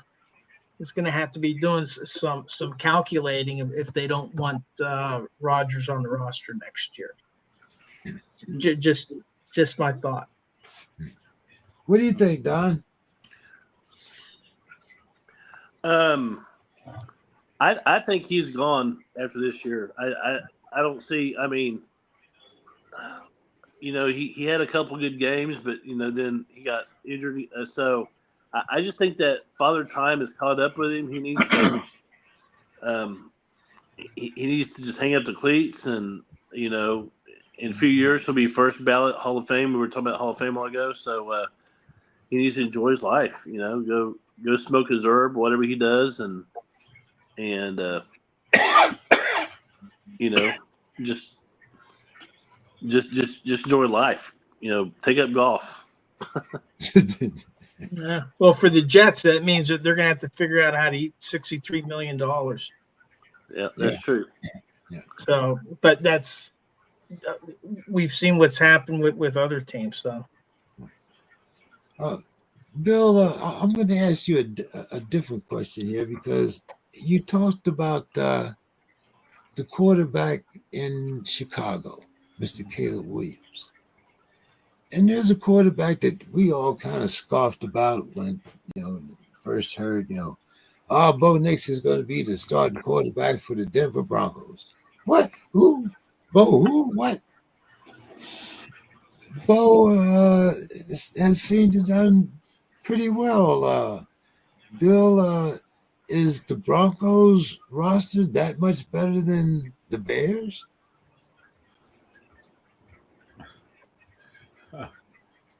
Oh my gosh.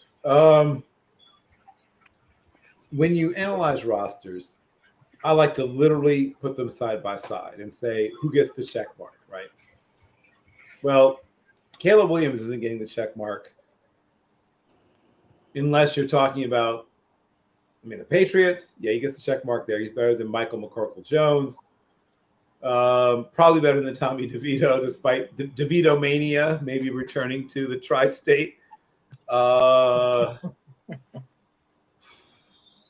Is there another quarterback I feel like he would actually get the check mark against?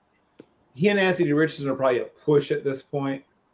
So there's not many starters that Caleb's better than right now, right? A handful at most.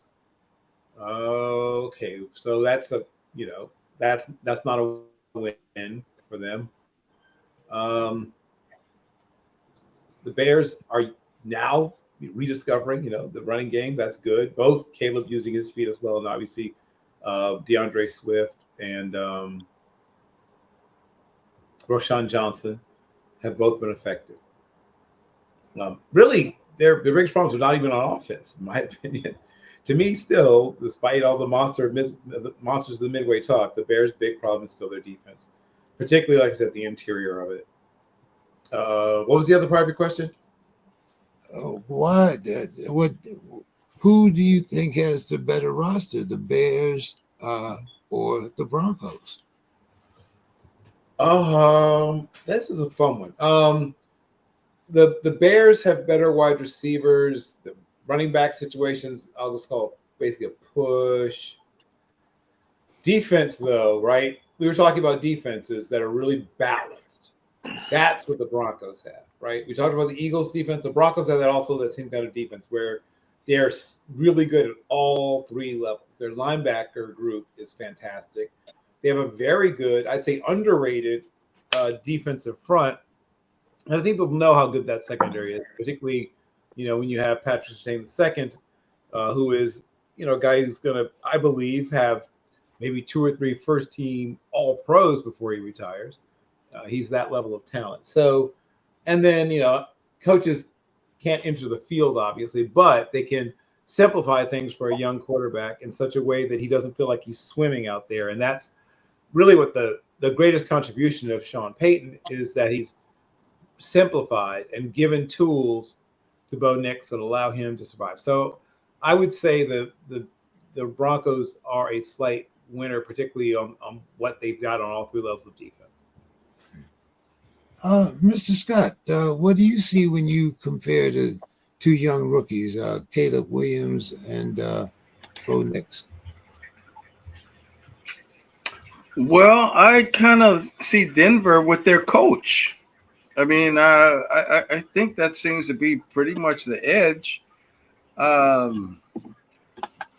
Boy, Chicago, I've been, I was all over them at first. I thought they were going to be a real force in the division, but now at 4-6, with Detroit 9-1, Vikings 8-2, Green Bay 7-3. I don't see how they recover from that. Whereas Denver, they 6-5, game behind the Chargers.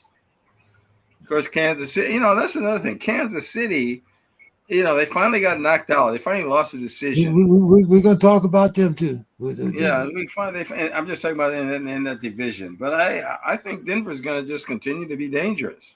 And I think Denver, if they're going to continue to be dangerous, and if they can get a spot, anybody that comes to Denver, that's historically been a very tough place to play. Historically, it has. So I'm kind of leaning toward them. Okay. You talked about the Bungles too, Mr. Scott, and the Chargers beat the Bungles 34-27 on running back J.K. Dobson's late TD after squandering a 21-point lead. Mr. Scott, you think that the Bengals are a good team. So was this a signature win for the Chargers? Boy, it's hard to say. I mean, the Chargers, they have a good record. They've looked good. Cincinnati, I think, as Bill said earlier, they have offense, but they don't have any defense. And so how far does that take you? I mean, I don't, there'll be high scoring, interesting games, but they'll be on the losing side of it. So I'm leaning toward the Chargers, with their defense. And I know the Chargers, that's another thing. With you being in San Diego, you're probably biased against that and biased against my statements if I say anything against San Diego, but this is okay. No, I don't mind people being biased. I'm used to it. I didn't like the Chargers when they were in San Diego. I didn't like the Chargers when they were in San Diego. West Coast Steeler fan, not West Coast Charger fan. Well, thanks for clarifying that. Okay, all right. So when you go down against the record against the Vikings and the Packers, when you go down there now, it's on the record. We got it on the record. It was on the record since last season. Well, it's just been doubled down now. Matter of fact, we may have to up it. I mean, we might even have to up it. I'm But down. I'll talk about that later. Okay. Because I was getting ready to say I'm down. I'll be your Huckleberry. I'm good. Anyway, what do you think about that Chargers Bungles game, Dave? Well, I wouldn't describe it as a signature win for the Chargers so much as I would describe it as a signature loss for the Bungles, who could have won it. They missed 2 field goals. Yeah. And they were in position to win. I mean, the Chargers started out really strong and looked like they were going to roll over them, but then Cincinnati came back, and then all of a sudden, Cincinnati's defense that's been not really good was kept on getting the ball back. But I mean, that said, I see this more as a Bengals loss, but this was a huge game for the Chargers to win. I think that this strengthens their playoff prospects. I think that they're already in the wild card hunt or in the wild card position, but this helps keep them there. And the Bengals are a tough team. That was a game that they needed to win. Because also the other thing that did is it kind of put another hammer blow to the stake to the Bengals' chances. Because right now they would have to win out for them to have any shot, and that's not going to happen. But for the Chargers, I mean, in the way they started out, man, they look very dominant. Okay. Don. And then there were none. The Bills quarterback, Josh Allen, seals a 30-21 victory over the Chiefs with the TD run. Yep. Does this take the monkey off the Chiefs' back? Now they don't have to worry about the undefeated season. They can focus on the 3P? Well, it might open the floodgates. You never know. The Chiefs have been playing on the edge all year. I don't know if I've noticed that, but they've won some games that, you're like, wow, how they pull that off? But, when you play with fire, eventually you get burned, and they did. They'll probably lose 1 or 2 more games for the playoffs. So I haven't looked at their schedule, but I just know the way they play. This at this time of season, a lot of a film is out. Their tendencies are known. Travis Kelce, he only had like 2 catches, didn't he? The whole game, something like that. Yeah. So, but he had 12 the last 3. But Buffalo is dangerous. Yeah, they don't win a lot. Well, let me say this: they don't win as much as they should, but they still have some dangerous guys on that team. Josh Allen being point number 1, but I think the Chiefs will be the Super Bowl. I don't know if they'll win it, but they'll be back, and but I think they'll lose maybe 1 or 2 more games before it's all over with.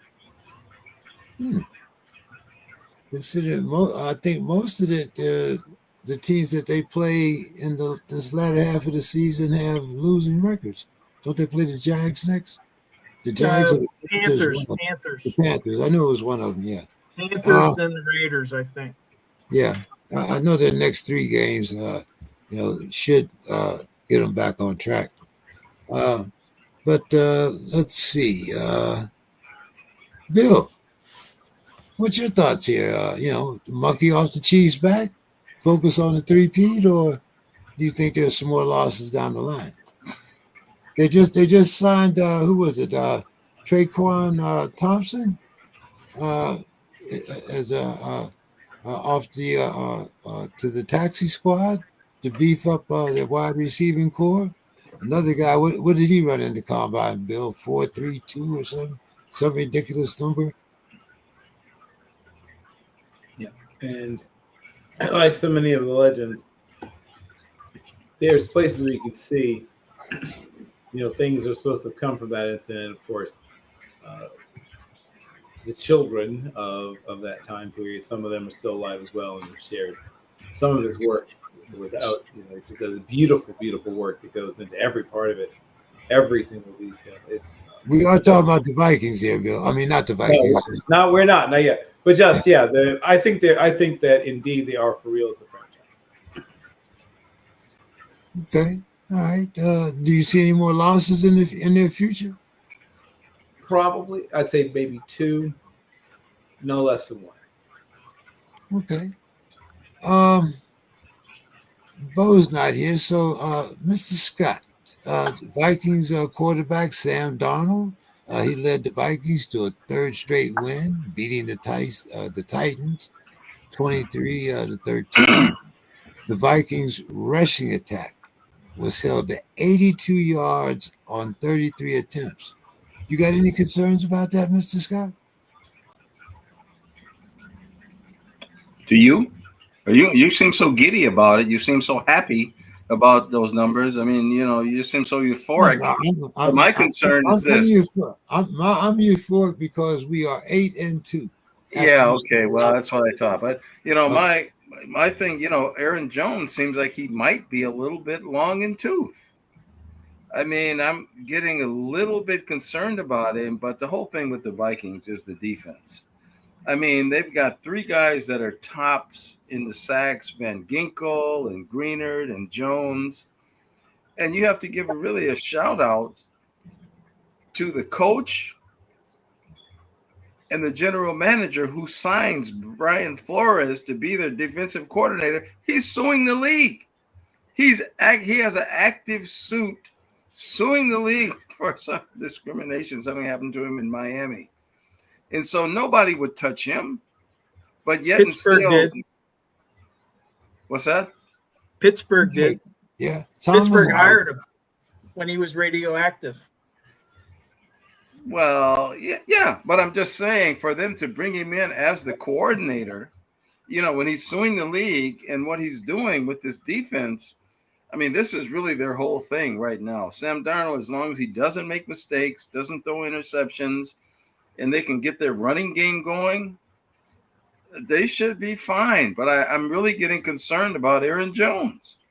I mean, this 33 carries for 80 yards. I mean, if you gave you gave the guy in Baltimore 33 carries, I mean, he'd have ran for all over the field.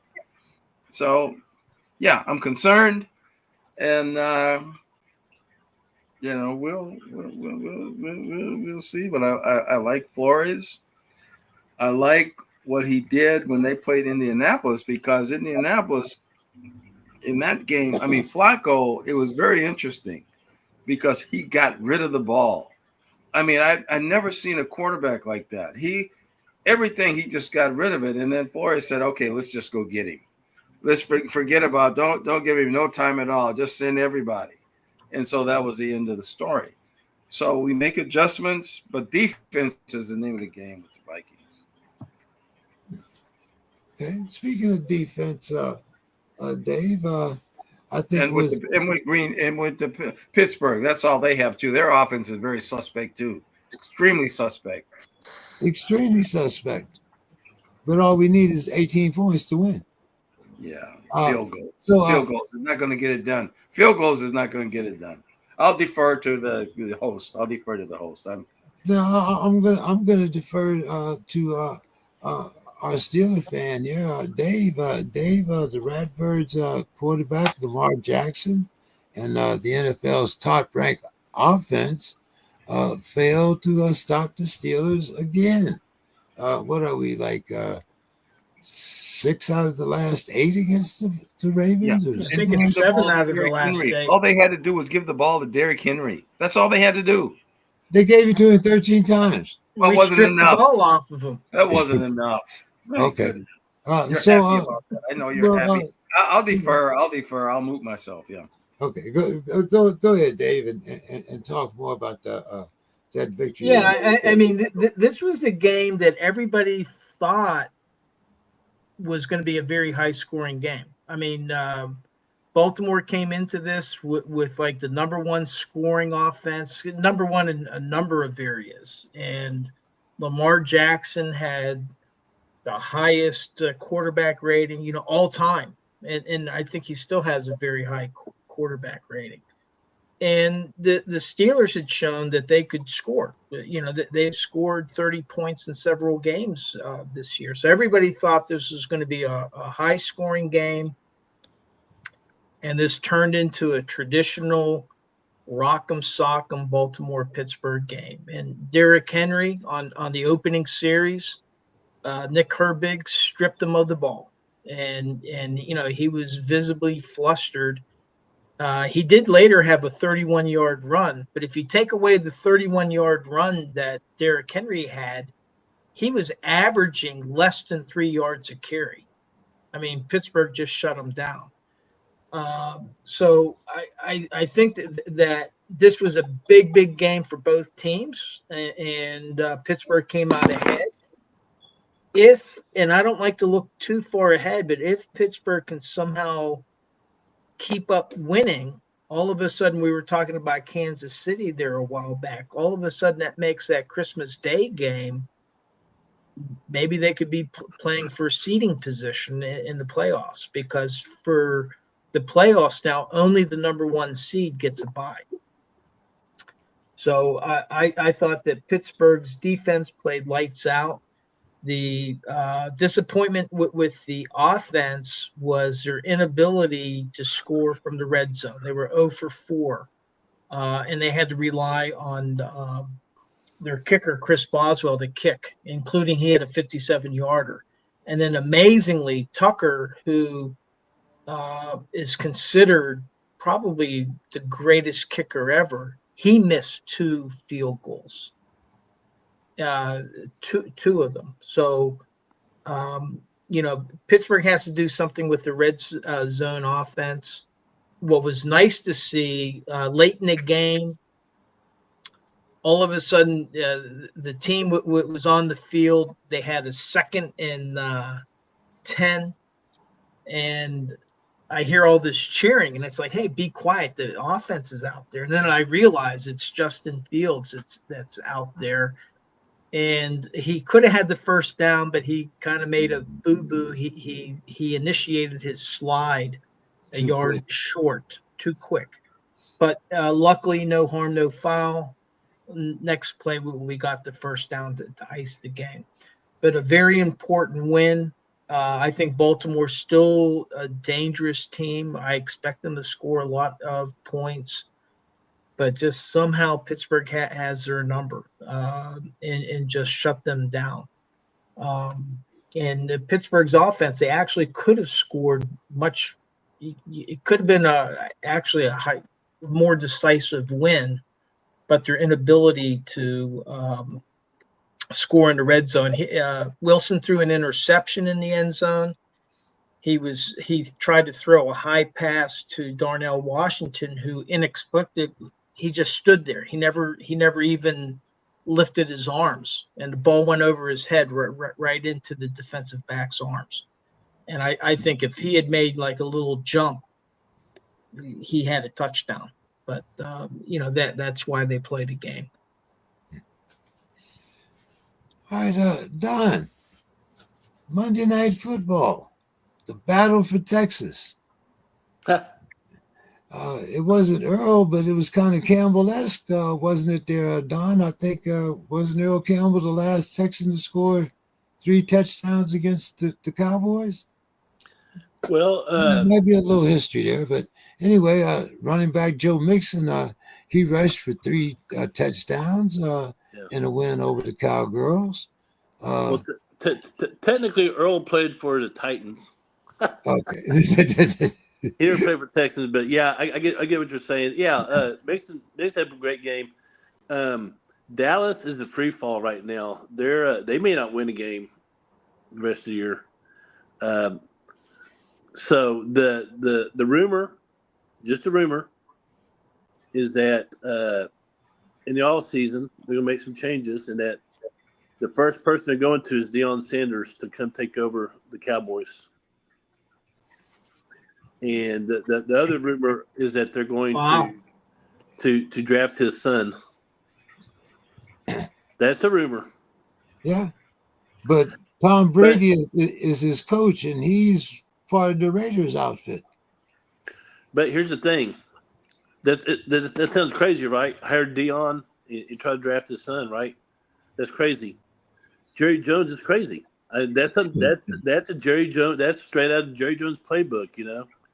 But if they hire Deion, they're going to keep the defensive coach because him and Deion are close. They're going to keep Zimmer, who's the defense is terrible. And so, but if they hire Deion, him and Zimmer are like this. So the defense is terrible. The offense is terrible. The only bright spot is special teams. They got a great kicker, but you know, Deion. I would not trust Jerry to be on the phone in the very near future to Deion Sanders trying to get him to come to the Cowboys. The NFL would love that. Oh, yeah. Man, that would really be something. Yeah, I'd love to be a fly on the wall of some of the conversations between Jerry and Deion. Yeah, yep. Might be better than Watergate. But let's get to our predictions here. Did you want me to go over where we stand, the people that are here, where we stand? Yeah, you can go where we stand right now. Okay, on the spread, I'm 77 of 135 picks and at 57% correct. Don, you're 41 of 76. You have 53.9% correct. James, you're at 85 of 149, 57% correct. Anthony, I know that you would try to be a contrarian, but I think that was hurting you because you're 42 of 89 at 47.2%. And Bill, small sample size, but he's the leader at 26 of 43 and 60.5%. On the over and unders, it's analytics. Maybe there's something to it. I don't know. Yeah. on the over unders, I'm 63 of 134. It doesn't quite match up with the 135 because there was a push in there. And that's at 47%. So I'm pretty poor at the over and unders. Don, you're 41 of 76, which is 55.3% correct. James, 60 of 132. You 2 weeks ago you had a horrible outing. That really hurt you. You're down at 45.5%. Anthony's 32 of 86 at 37.2%. And again, Bill is our leader, 25 of 43 for a 58.1% correct prediction on the overnight. Oh, man, maybe we better take Bill to Vegas with us.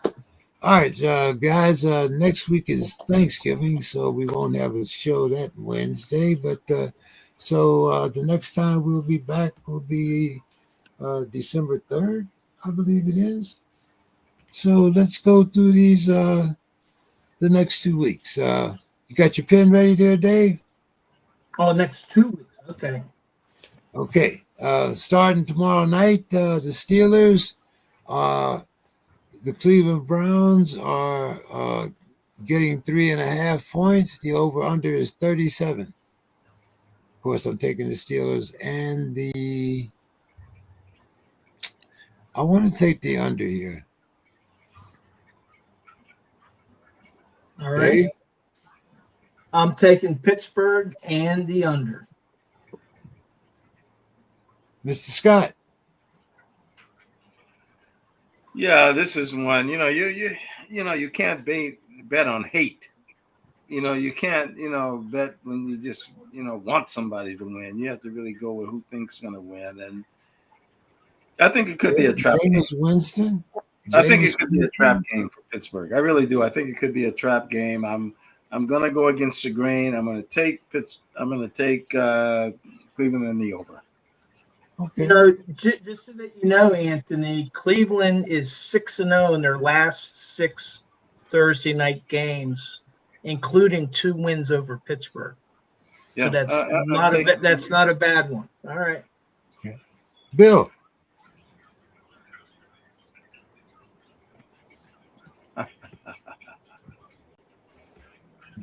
Bill, we still got. You here? Yep. You taking the Browns or the Steelers? Steelers are ahead by 3.5. I think the Steelers will cover the 3.5. Okay, Don. Pittsburgh in the under.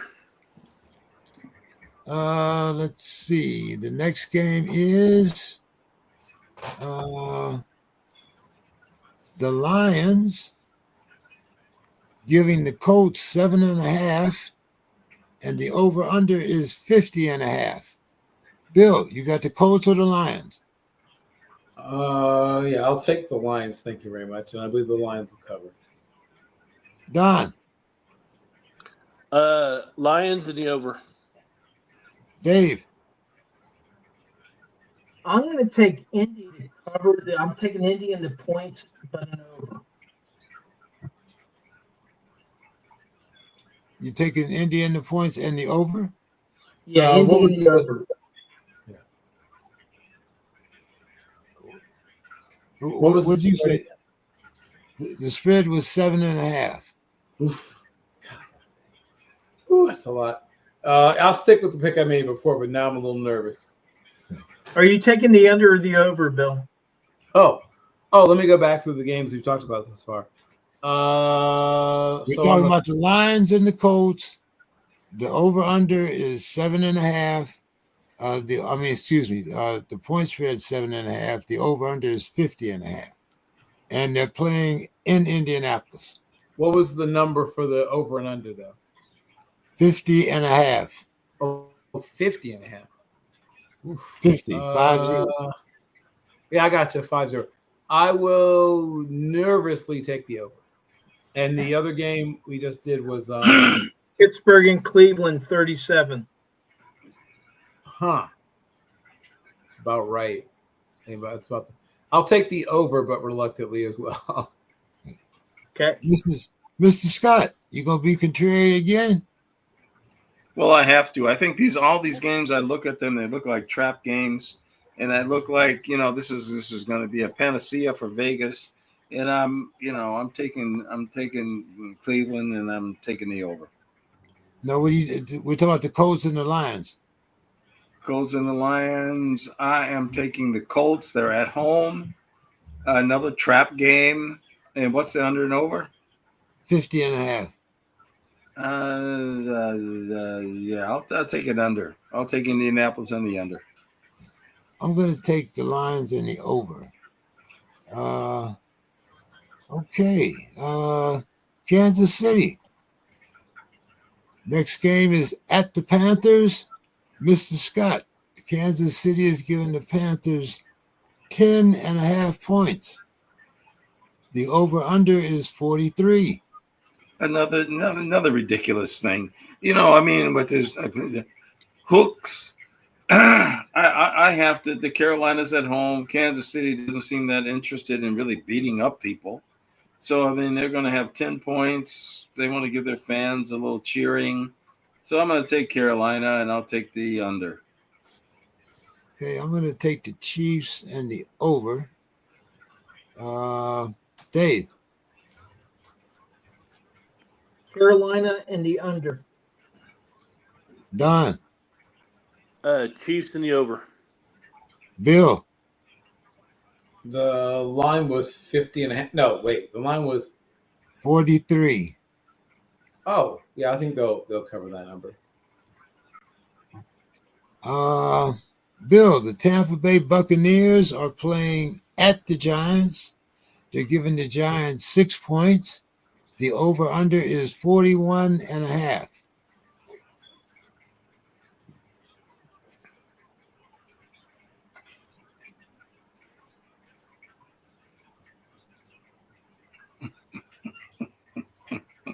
Bill. Yes. So you said that the number was what on that one? The Bucks are giving the Giants 6 points. The Giants are playing at home. The over-under is 41.5. I will take the over. I think the Bucks win, but I don't think they cover. I think a surprisingly resilient, though. I think the Giants will lose. I think they win. They lose by less than 6.5. Big game from Kate Odom. I'm going to take Tampa Bay, and I'm going to take the over. Mr. Scott. Well, I just think the Giants are putrid, and I don't even know who's playing quarterback. I'm going to take Tampa Bay and the under. Don. I'll go Tampa Bay in the under. Dave. Tampa Bay in the over. Okay. Dave, the Patriots are getting 7.5. They're playing the Dolphins, and the over-under is 46. I think Miami's going to win, but I'm taking the Patriots in the under. Okay. I think Miami's going to win also. I'm worried about that 46, only because Drake May has been able to put up good production. He's just had so many interceptions. But I'm going to ride with the Dolphins here, and I'm going to take the under. Did I get you, Mr. Scott? No, I'm taking Miami on the under. Don. Can we repeat that? I lost y'all for a sec. The Patriots are playing the Dolphins. The Dolphins are giving the Patriots 7.5. The over-under is 46. Dolphins with the under. Bill.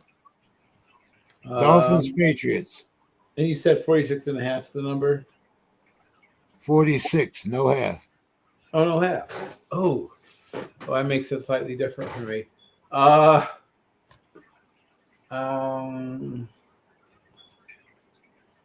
take the over and the Dolphins. Okay. Staying with you, Bill, the Dallas Cowboys are getting 10.5 points. They're playing at the Commanders, and the over-under is 45.5. Okay. 45, no hook. I think it is the Commanders game. They're playing at the Commanders. Yep. Cowboys getting 10.5. Oh, wow. 10.5. Oh, God. Oh, it's a big number.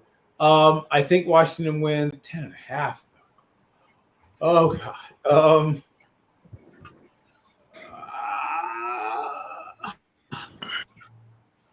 I'll go ahead and take them, but my God, it's a big number. Yeah, I'll take the over. I'll take the 10.5, and Washington to win by 11. So you're taking the Commanders? Yeah, Washington in the over he took. Okay. Don?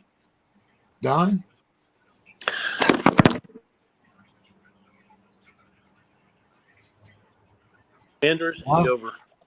Okay. I'm going to take the Commanders in the over also. Mr. Scott?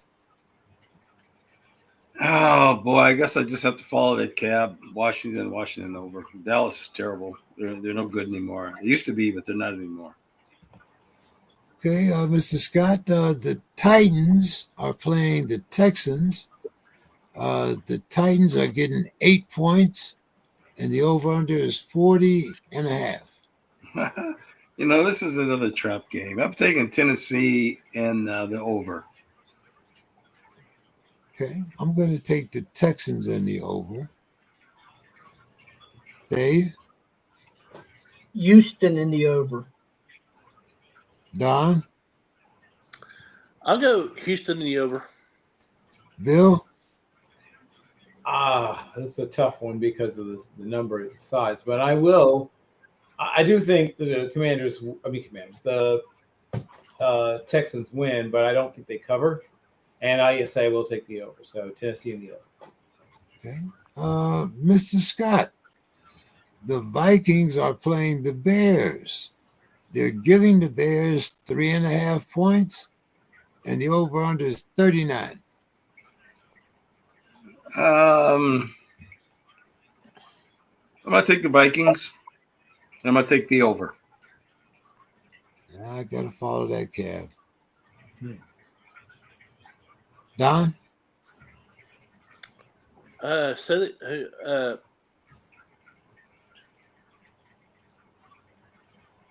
who was it?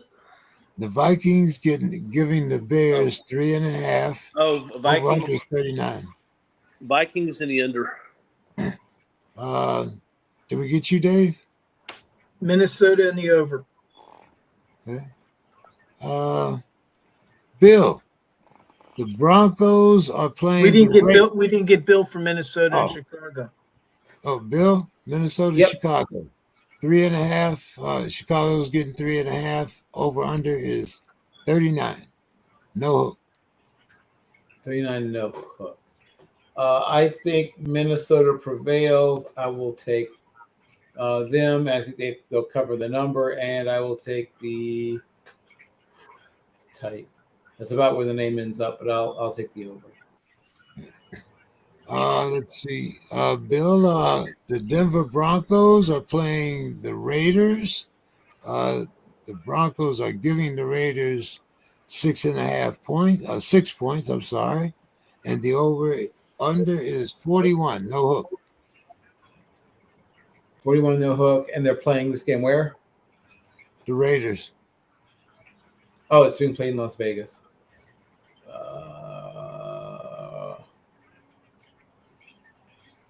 Well, I think the Chiefs prevail and the spread was 4.5 points. It's the Broncos against the Raiders. Broncos and Raiders. The Broncos are giving the Raiders 6, and the over/under is 41. 6. I'll still take Denver. It'll probably end up being a push. I think they're about 6 points better, but I'll take them. And you said the number for the over and under was how over/under number was 41. 4-1. No hook. No hook. Oh, that's close, but I think just barely they cover that. I mean, just barely they exceed that. I'm going for the over. I'll take Denver in the over. Mr. Scott. I'll take Denver in. I'll take it over. Don? I'll go Denver in the over. Dave? Denver in the over. Okay. Dave. We got everybody, right? Yes. Okay. Dave, the 49ers at the Green Bay Packers. The 49ers are +2, and the over/under is 47.5. I'm going to take Green Bay in the under on the love boat. Ooh, Mr. Scott. Well, I'm gonna take Frisco. I still think they're a quality team. I think Green Bay's on the rise, but I don't think they're gonna. I mean, they're tough. I mean, especially there. But now that they got McCaffrey back, I'm taking San Francisco in the over. McCaffrey still hasn't gained 100 yards yet, but I'm gonna. He's back. He's just coming back. So yeah, he hasn't yet. But I mean, this is the time for him to break loose. So. The 49ers have lost 2 in a row. They're due for one, but 2 points, and they're playing at Green Bay. I'm going to take the Packers and the under. I think it might be a cold day. This is just talking about picking. This is not about hate. This is not throwing in comments that, about hating a team, and all that. We're not interested in that. Nobody's interested in that. Okay. Oh, okay. All right. I'll remember that when because we're going to talk about the Vikings again too. But okay, here's one for you, Mr. Scott. The Smurf.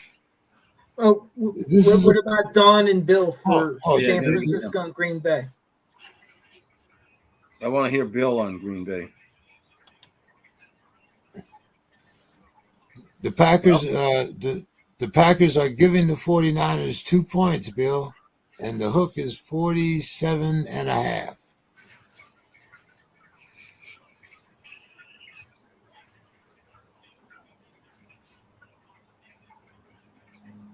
Bill, Yes. Packers 49ers +2 over under 47.5. 47.5 was the over under number. Yes. I think it's an under. I do like the 49ers to win and cover though. Don. I'll go 49ers in the under. Okay. Is that everybody now, Dave? Yes. Okay. So Mr. Scott, Smurf, it's a picking game. 1 point. Smurfs are -1 at Seattle. The over under Mr. Scott is 47.5. I'm going to go with the Geno Smith administration. Over under. And the over. 1 point pick 'em. I'm going to go with the Smurf. And I'll take the over. Don? We're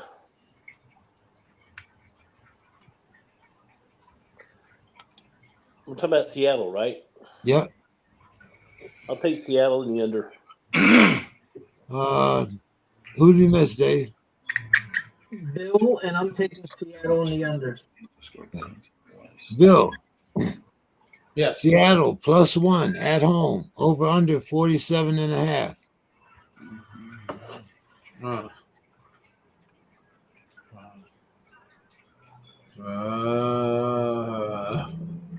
Okay. Seattle, they'll beat the number, and let's see, they're facing what the. Let me see their. 47.5. I'll say under, but yes, I think the Raiders prevail. This is the Cardinals and the Seahawks.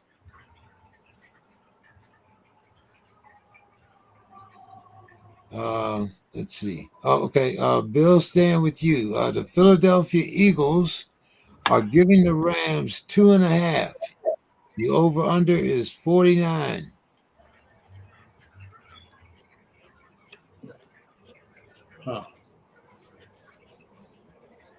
Sorry, that was me. Oh, okay. What you got, Bill? And the game's being played in L.A. In LA.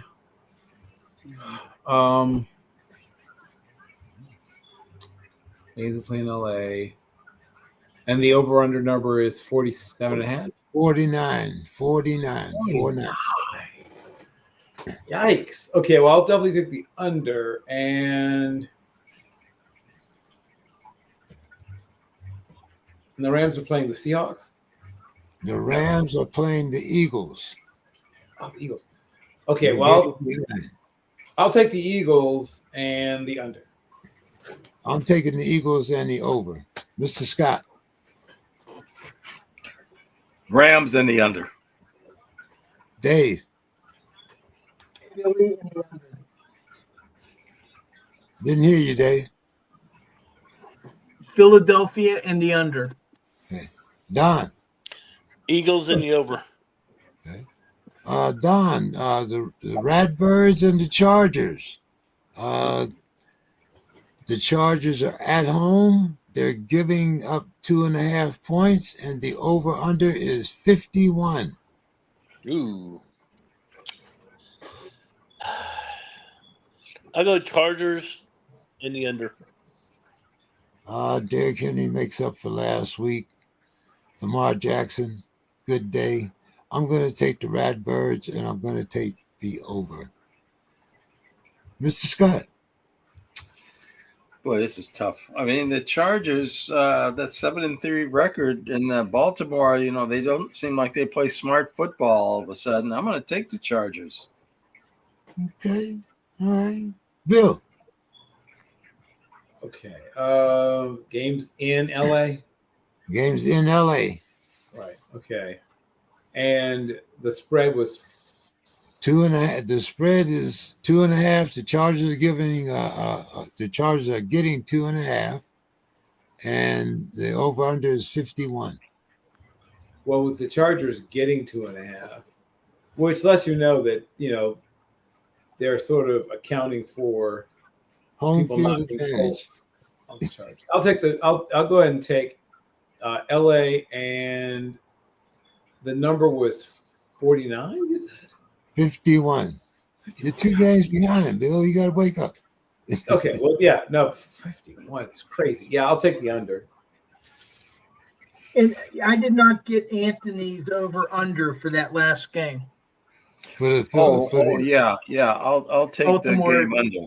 I'll take it under. Okay. Don, Yes.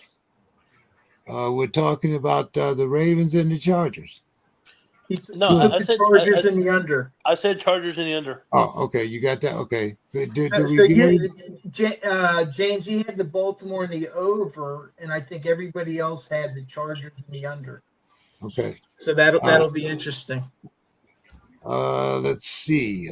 Next Thursday, Thanksgiving Day, first game, Mr. Scott. We had the Chicago Bears getting 10.5 points, playing at the Detroit Lions, and the over-under is 48.5. I'm going to take the Bears, take the points, take the over.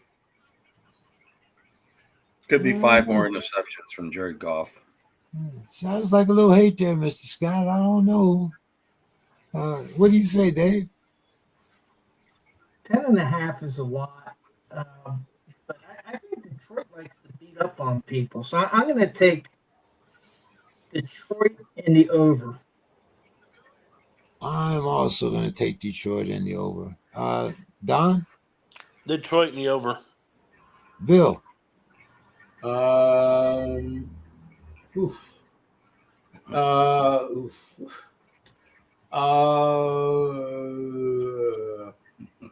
Detroit in the under.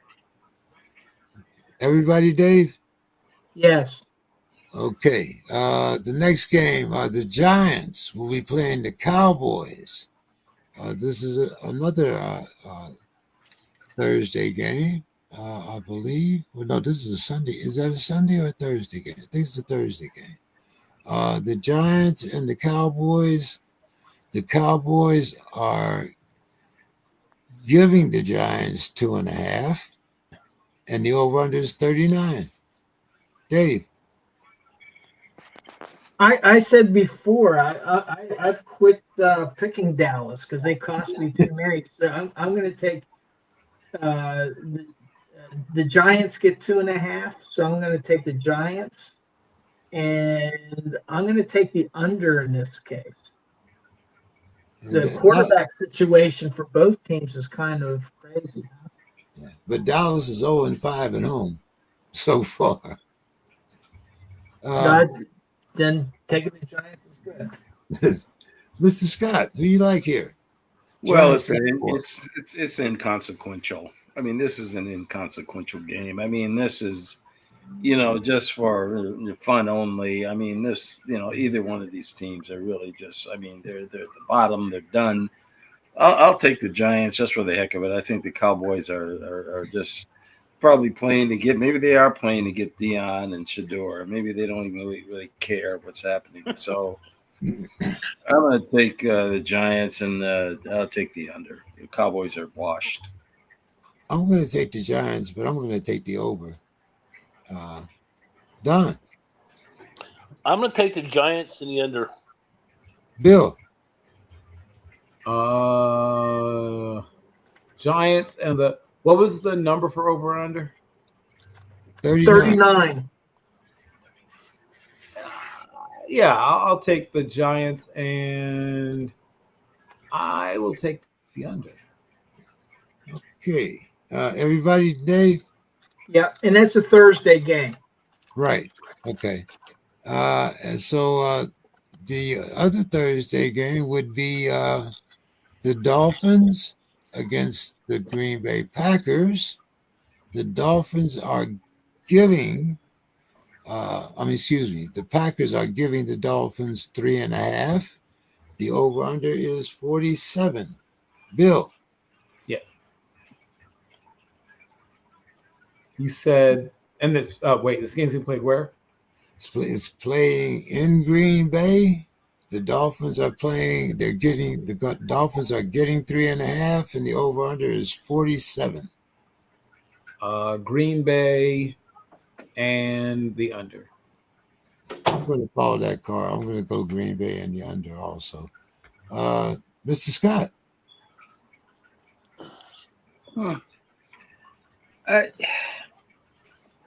With the snow falling and all of this, it's just getting really. I'm going to take Miami. Nobody's going to really take them. They think they're a hot house team. They can't play. So I'm going to take them, and I'm going to take the over. I think it's going to go just the opposite.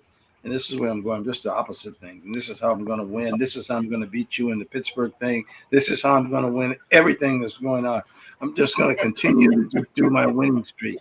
I know you're bitter about that, JK3. I know you're very bitter. I didn't start out 5-0. I'm not bitter at all. I'm good. Who did we miss, Dave? I'm taking Green Bay in the over, and you still have Don.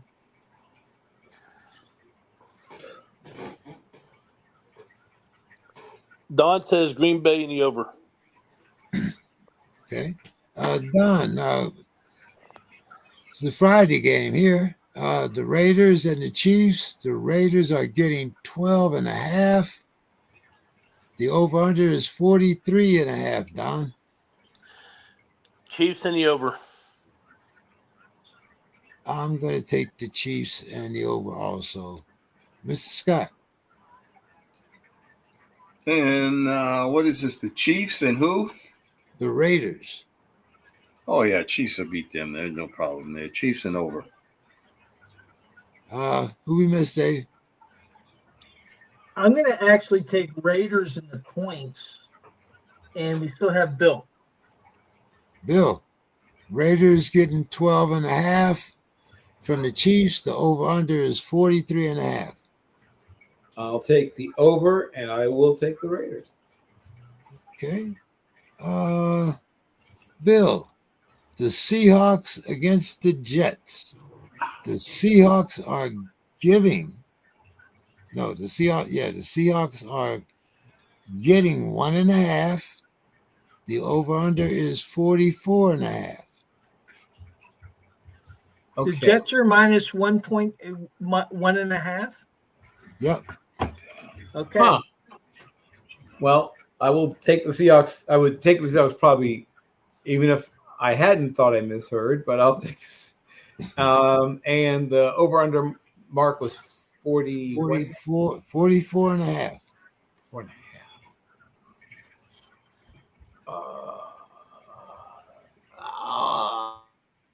It's close. It's probably gonna be 44. I'll take the under very nervously. Mr. Scott. Okay, so which one? Which one is this one now?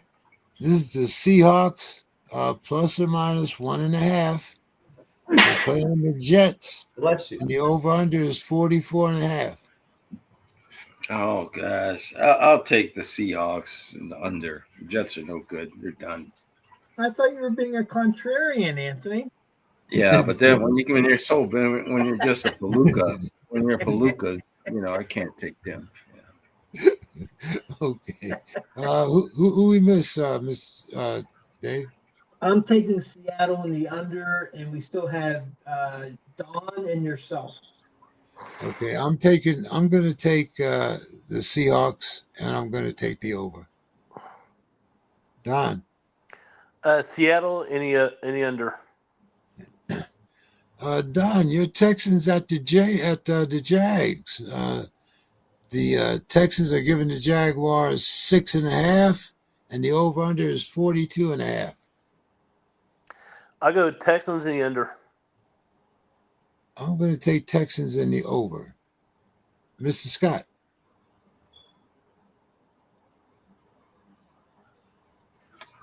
Yeah, I'm gonna take Texans.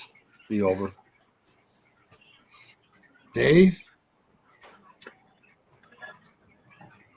I'm going to take the Texans and the over. That leave Bill, right? Yep.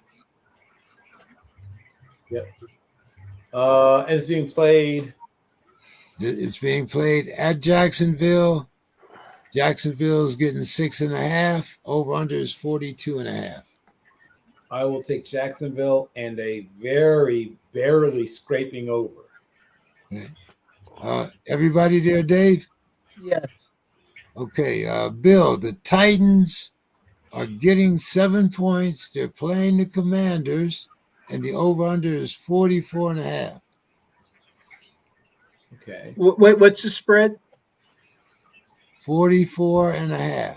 No, the spread. Oh, +7. The Titans are getting the Titans are getting 7 points.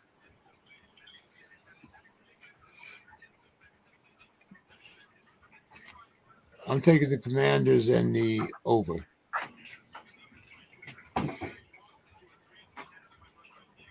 Mr. Scott.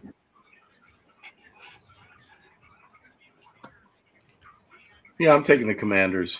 I'll take the under. Don. Who was it again? You said who? The Titans are playing the Commanders. Yeah, okay. The Titans are getting 7.5 points, and the over/under is 44.5. I go Commanders in the under. Who we missed, Dave? Bill. Bill. Yep. Titans getting 7, over/under 44.5. And the game's being played in Washington.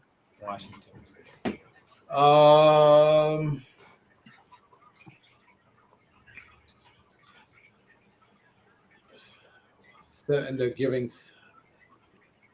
I think Washington manages to cover, but it's a low-scoring game. I will say under. Who we missed, Dave? I have Washington in the over. Okay. Dave, let's see. The Chargers are playing the Falcons, ±1.5 again. Over/under is 46.5. And who's getting the points? Plus or minus, Atlanta's getting 1.5. I like the Chargers, even though they kind of fell apart there at the end against the Bengals, but I still like the Chargers. And I'm going to take the under. I'm going to take the Chargers and the under also. Don?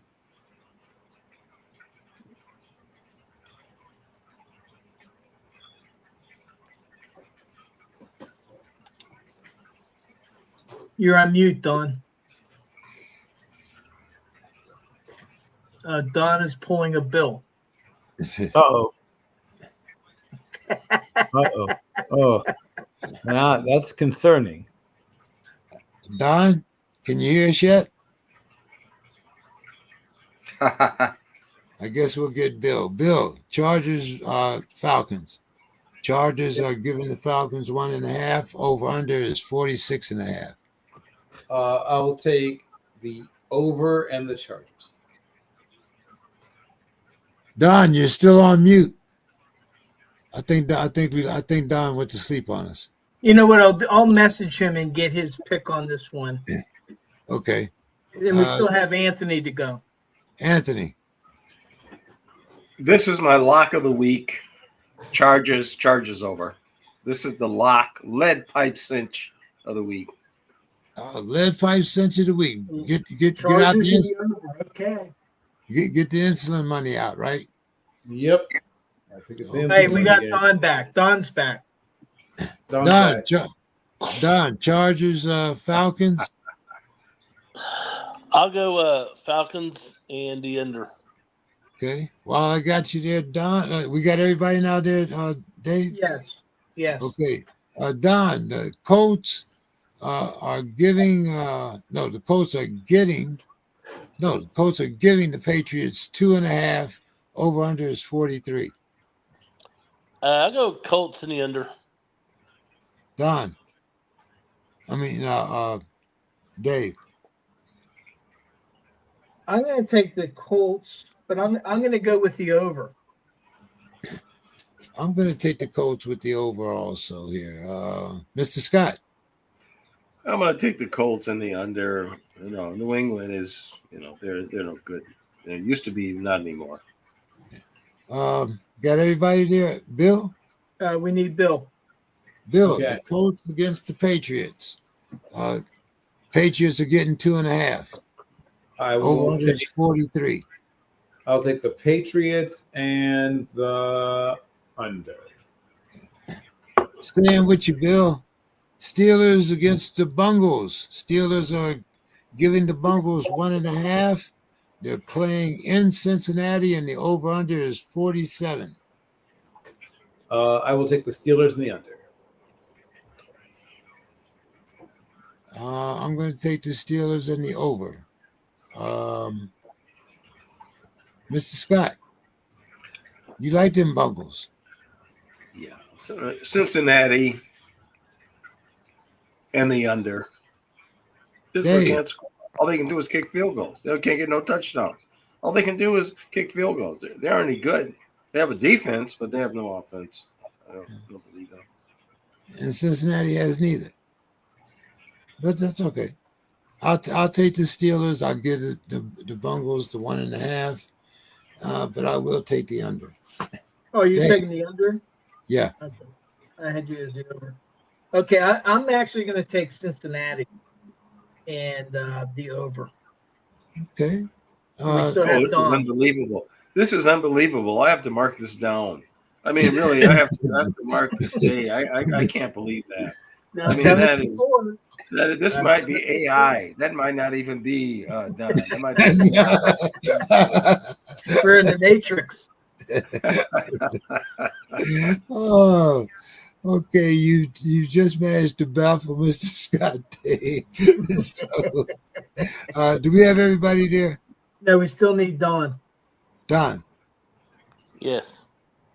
Steelers or Bungles? Steelers and the over. Everybody? Yes. Okay, Don. The Cardinals are playing the Vikings. The Vikings are giving the Cardinals 4.5. They're playing at the Vikings, and the over-under is 47. Vikings and the under. Ooh, Vikings in the under. Okay, Bill. Yep. Who you taking, Bill? The game's being played where? In Minnesota.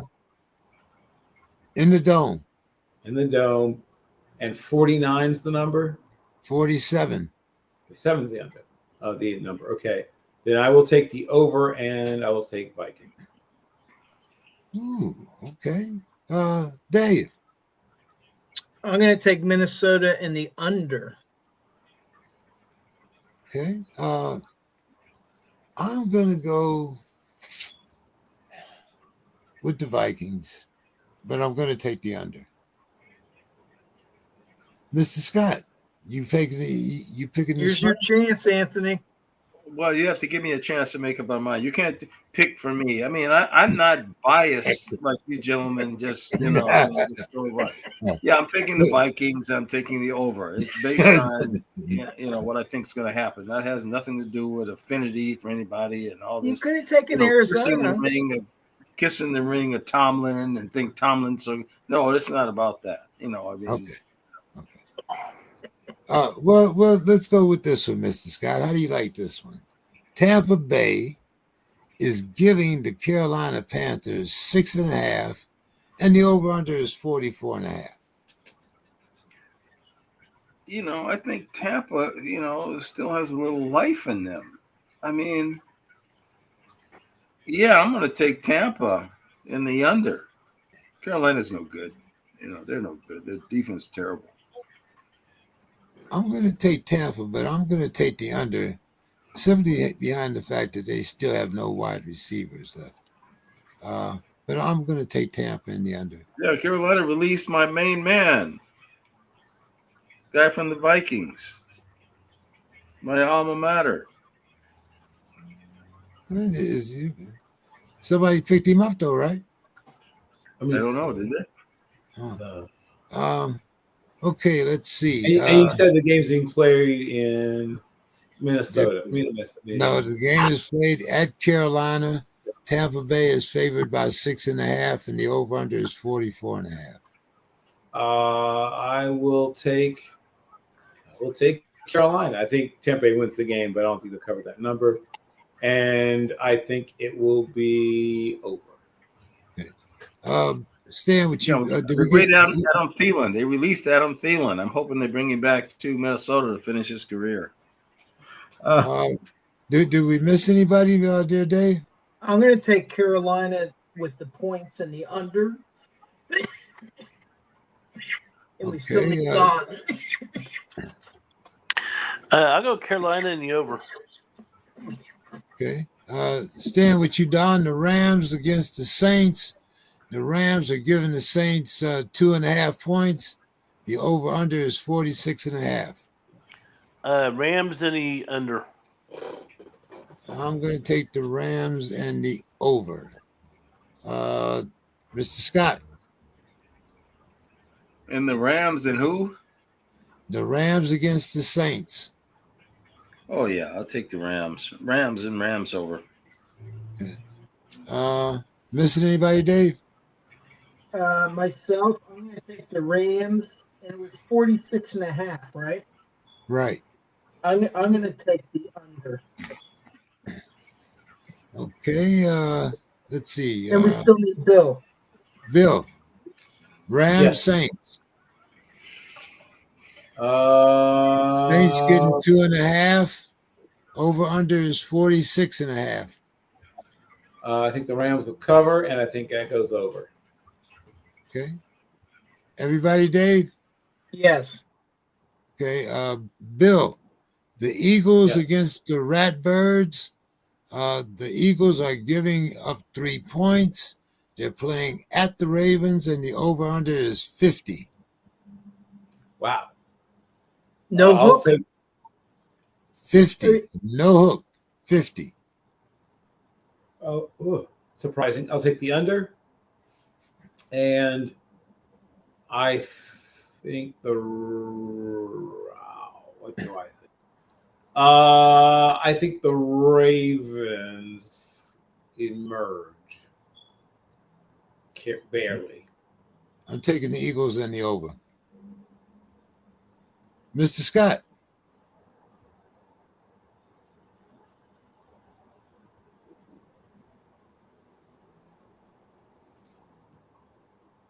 You're on mute, Anthony. There you go. Deacons in the over. Okay. Don?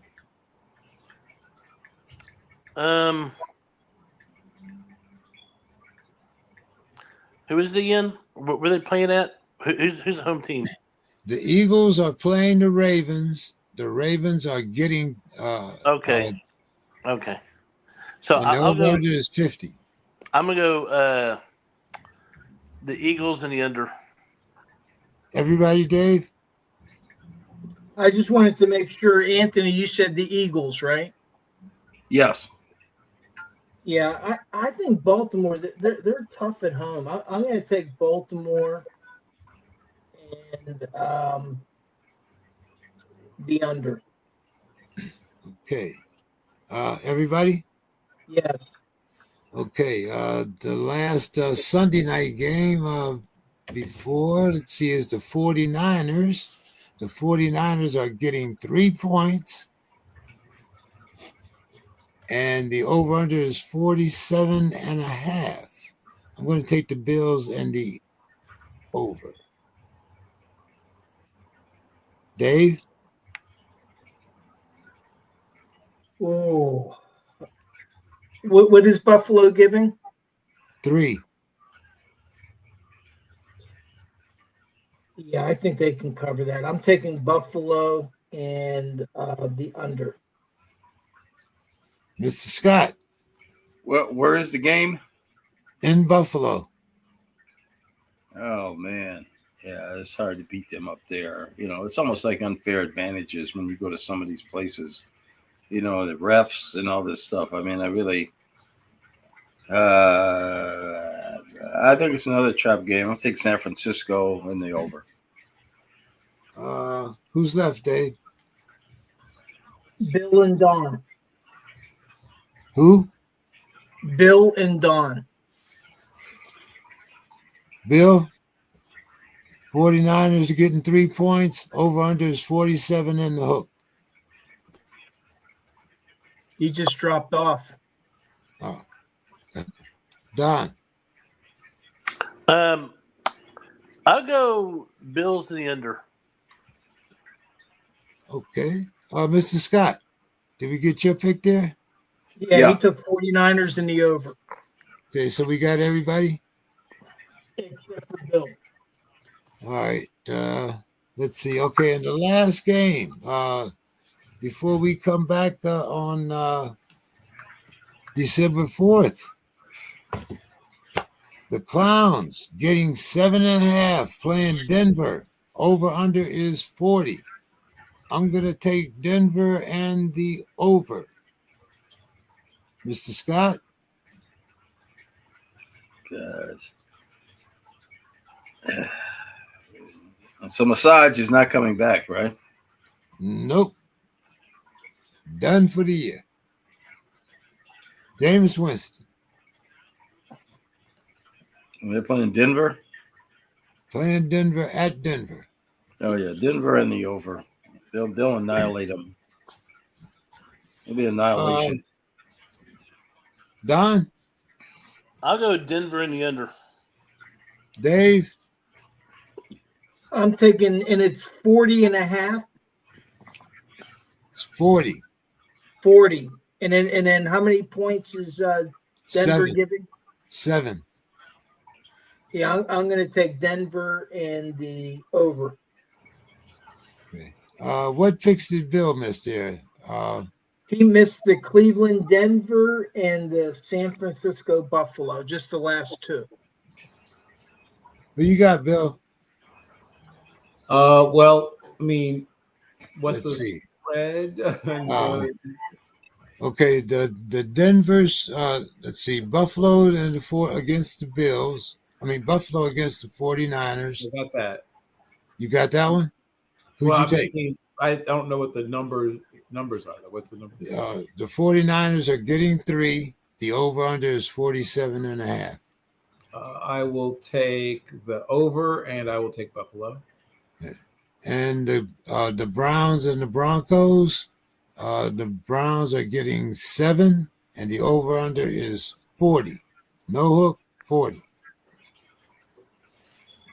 I'll take the over, and while I think the Broncos win, I don't think they win by an entire touchdown. So I will. That means I'm taking the Broncos. Is that everybody, Dave? That's everybody. Bill, yeah, but Bill's the only one that took Cleveland in that. Everybody else took Denver. Oh, that'll be interesting. Bill, final thoughts. Excellent. Well, first of all, good to be back. So, on this day in 2006, Andre Waters passed away. And that's, frankly, a sort of minor footnote in tackle football history. But for those that maybe forgot, Andre Waters was one of the devastating safeties that absolute devastating hitter on those Buddy Ryan it was almost like led defenses that featured people like Reggie White and Jerome Brown and my cousin Byron Darby, who was a rotational player on those teams, and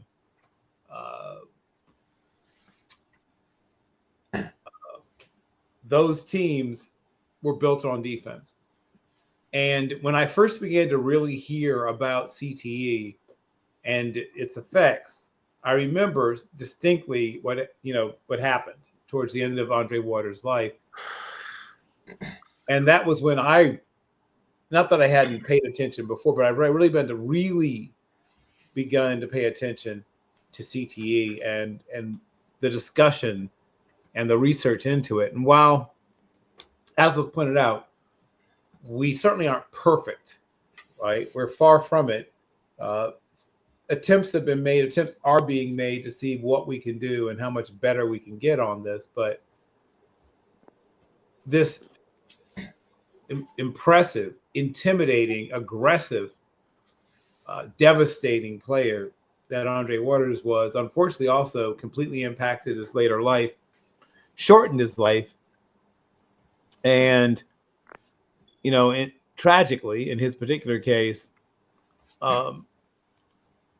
led to the end of his existence. And Andre Waters was one of those people who made it clear, to me at least, amongst others, but his life and how it played out made clear to me that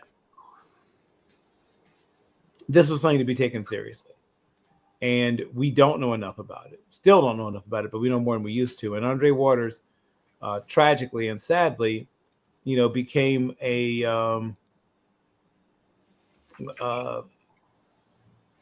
cautionary tale, right? And, his suicide was a shot across the bow. And 345 to date, 345 players have been able to be, as a consequence of donating their brains, have been able to be successfully identified as victims of chronic traumatic encephalopathy. And he was one of the ones, like I said, that really made me lock in and pay attention. So I celebrate the tremendous career, but sadly mourn the tragic loss of life of Andre Maurice Waters, on this day in 2006. Mr. Scott, your final thoughts for the evening.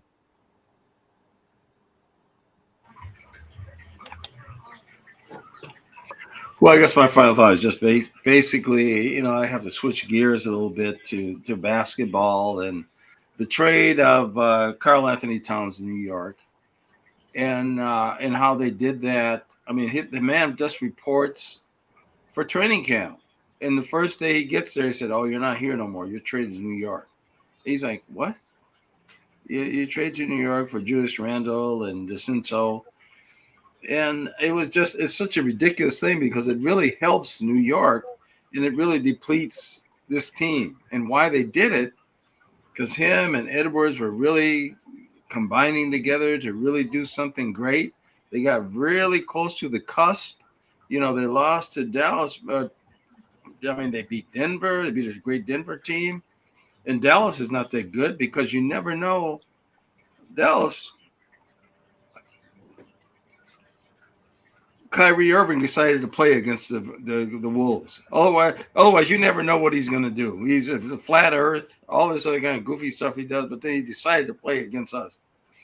And so if they had kept that team together, there's no reason that they couldn't have gone back to the next level. So, and then he hided the things with Rudy, because Rudy's no good. But all he can do is stay under the basket and get some dunks, block a few shots, but he's no good. And so now without him, and the other guy wants to stand outside and just shoot.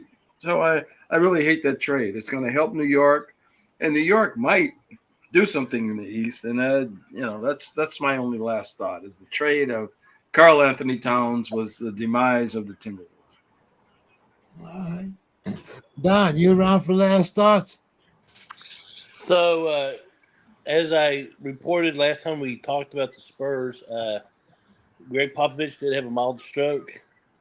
He has not returned to the team, but the team is winning. Yeah, without him, they're doing better. Yeah. So, so the Spurs, not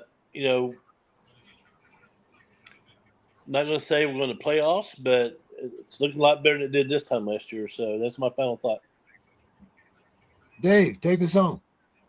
Yeah, I attended the Pittsburgh Baltimore game, and I tell you, it was a old school football, and I loved it. It was really old school football. The referees were letting them kind of go at it a little bit. Plays would end, and 15 yards away from the ball, there would be skirmishes going on. And these teams really, they respect each other. But man, did they play a hard hitting game, and it was a joy to watch. The thing I'd like to give a shout out to is the guy that conceived "Renegade" as the rally song for the Steelers. He was like an intern whenever he did that back around 2004. Mike Marshinsky.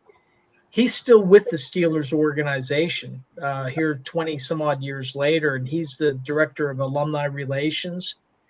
And he just does such a wonderful job. I mean, in the tailgates, one of my buddies saw Donnie Shell at a tailgate. It was tweeting out a picture or Xing out, whatever you want to call it, picture with Donnie Shell, Hall of Famer.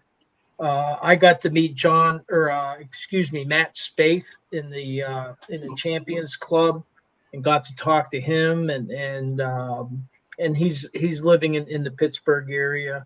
John Kolb, a great lineman from the 70s. He led the terrible towel twirl. It's the salute for service time, and the commander of the Special Operations Command just happens to be a Steelers fan.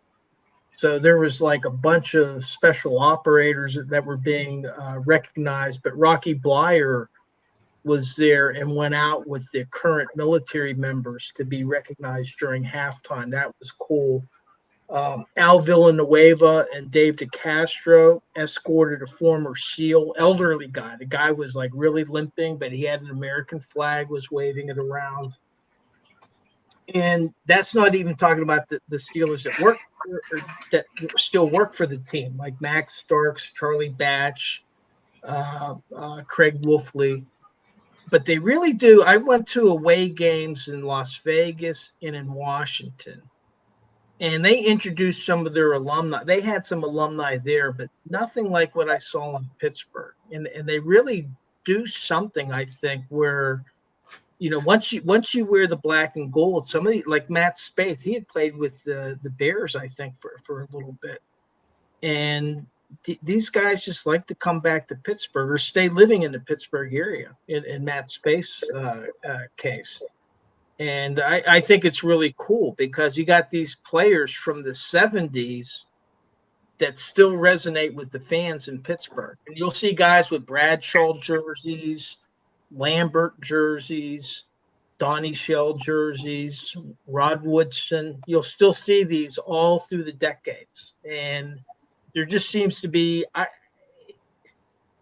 I mean, I'm sure other teams try to do it, but I'm not sure that other teams do it quite as well as Pittsburgh, where they integrate the Steelers alumni with their team. And it was very, very visible to me. So I just thought it was cool. We'll see what happens in Cleveland tomorrow night. That's going to be an interesting game. I mean, both teams are on a short week. They haven't had time to prepare. And I think that's the shame of it, because that lowers the quality of the game, these short weeks, because the Steelers were able to have one walkthrough today because they had yesterday or the day before yesterday off. They had to travel today. So yesterday they had one walkthrough. How can you prepare a game plan for a team on one day? And I think the NFL, their money grab. But anyway, that's another story. But love the Steelers alumni, and that's my final thought. I don't think it matters playing a division rival like the Ravens, the Browns, or the Bengals, whether you have 1 day or 10 days. The rivalries are there. They've been there for years, and you don't. Certain rivalries you just don't need to get up for. They're automatically like built in, I think, and I think that's the great thing about the AFC North. Well, Well, when okay, Kevin Garnett one- said that's the job. Kevin Garnett said that's the job. There's no rest. There's no. You can't play back to back. You got to say. Kevin Garnett said that is the job is to come out and play the games. What the schedule is. That's the job. That's what you get paid to do. One thing more I wanted to mention is that before the game, they interviewed Max Starks, and Missy Matthews, who's been with the team for a long time, asked, hey, there's like 20 some odd Steelers that have never played against Baltimore. They've never been in a Pittsburgh-Baltimore game before. And so she asked Max, what do you advise those players? And he just said, strap on your helmet and keep your mouthpiece in. So I thought that was good advice. Yeah. Well, have a good weekend, guys. Have a great holiday. Hope you and yours have a wonderful Thanksgiving. Mr. Scott, make sure you watch that waistline there now. You know. No, I'm back in the gym. Back in the gym. I got the old crossover, Archie Moore, Kenny Norton, so yeah, I'm, hitting the treadmill, hitting the weights. So yeah, I'm back. Keep training. Keep training. I might show up there in Minneapolis one day. Keep training. Yeah. You're more than welcome. You're more than welcome. All right, guys. See you in 2 weeks. Have a great weekend. Have a great holiday. And we'll talk again soon. Happy holidays to everyone. Take care. Good night.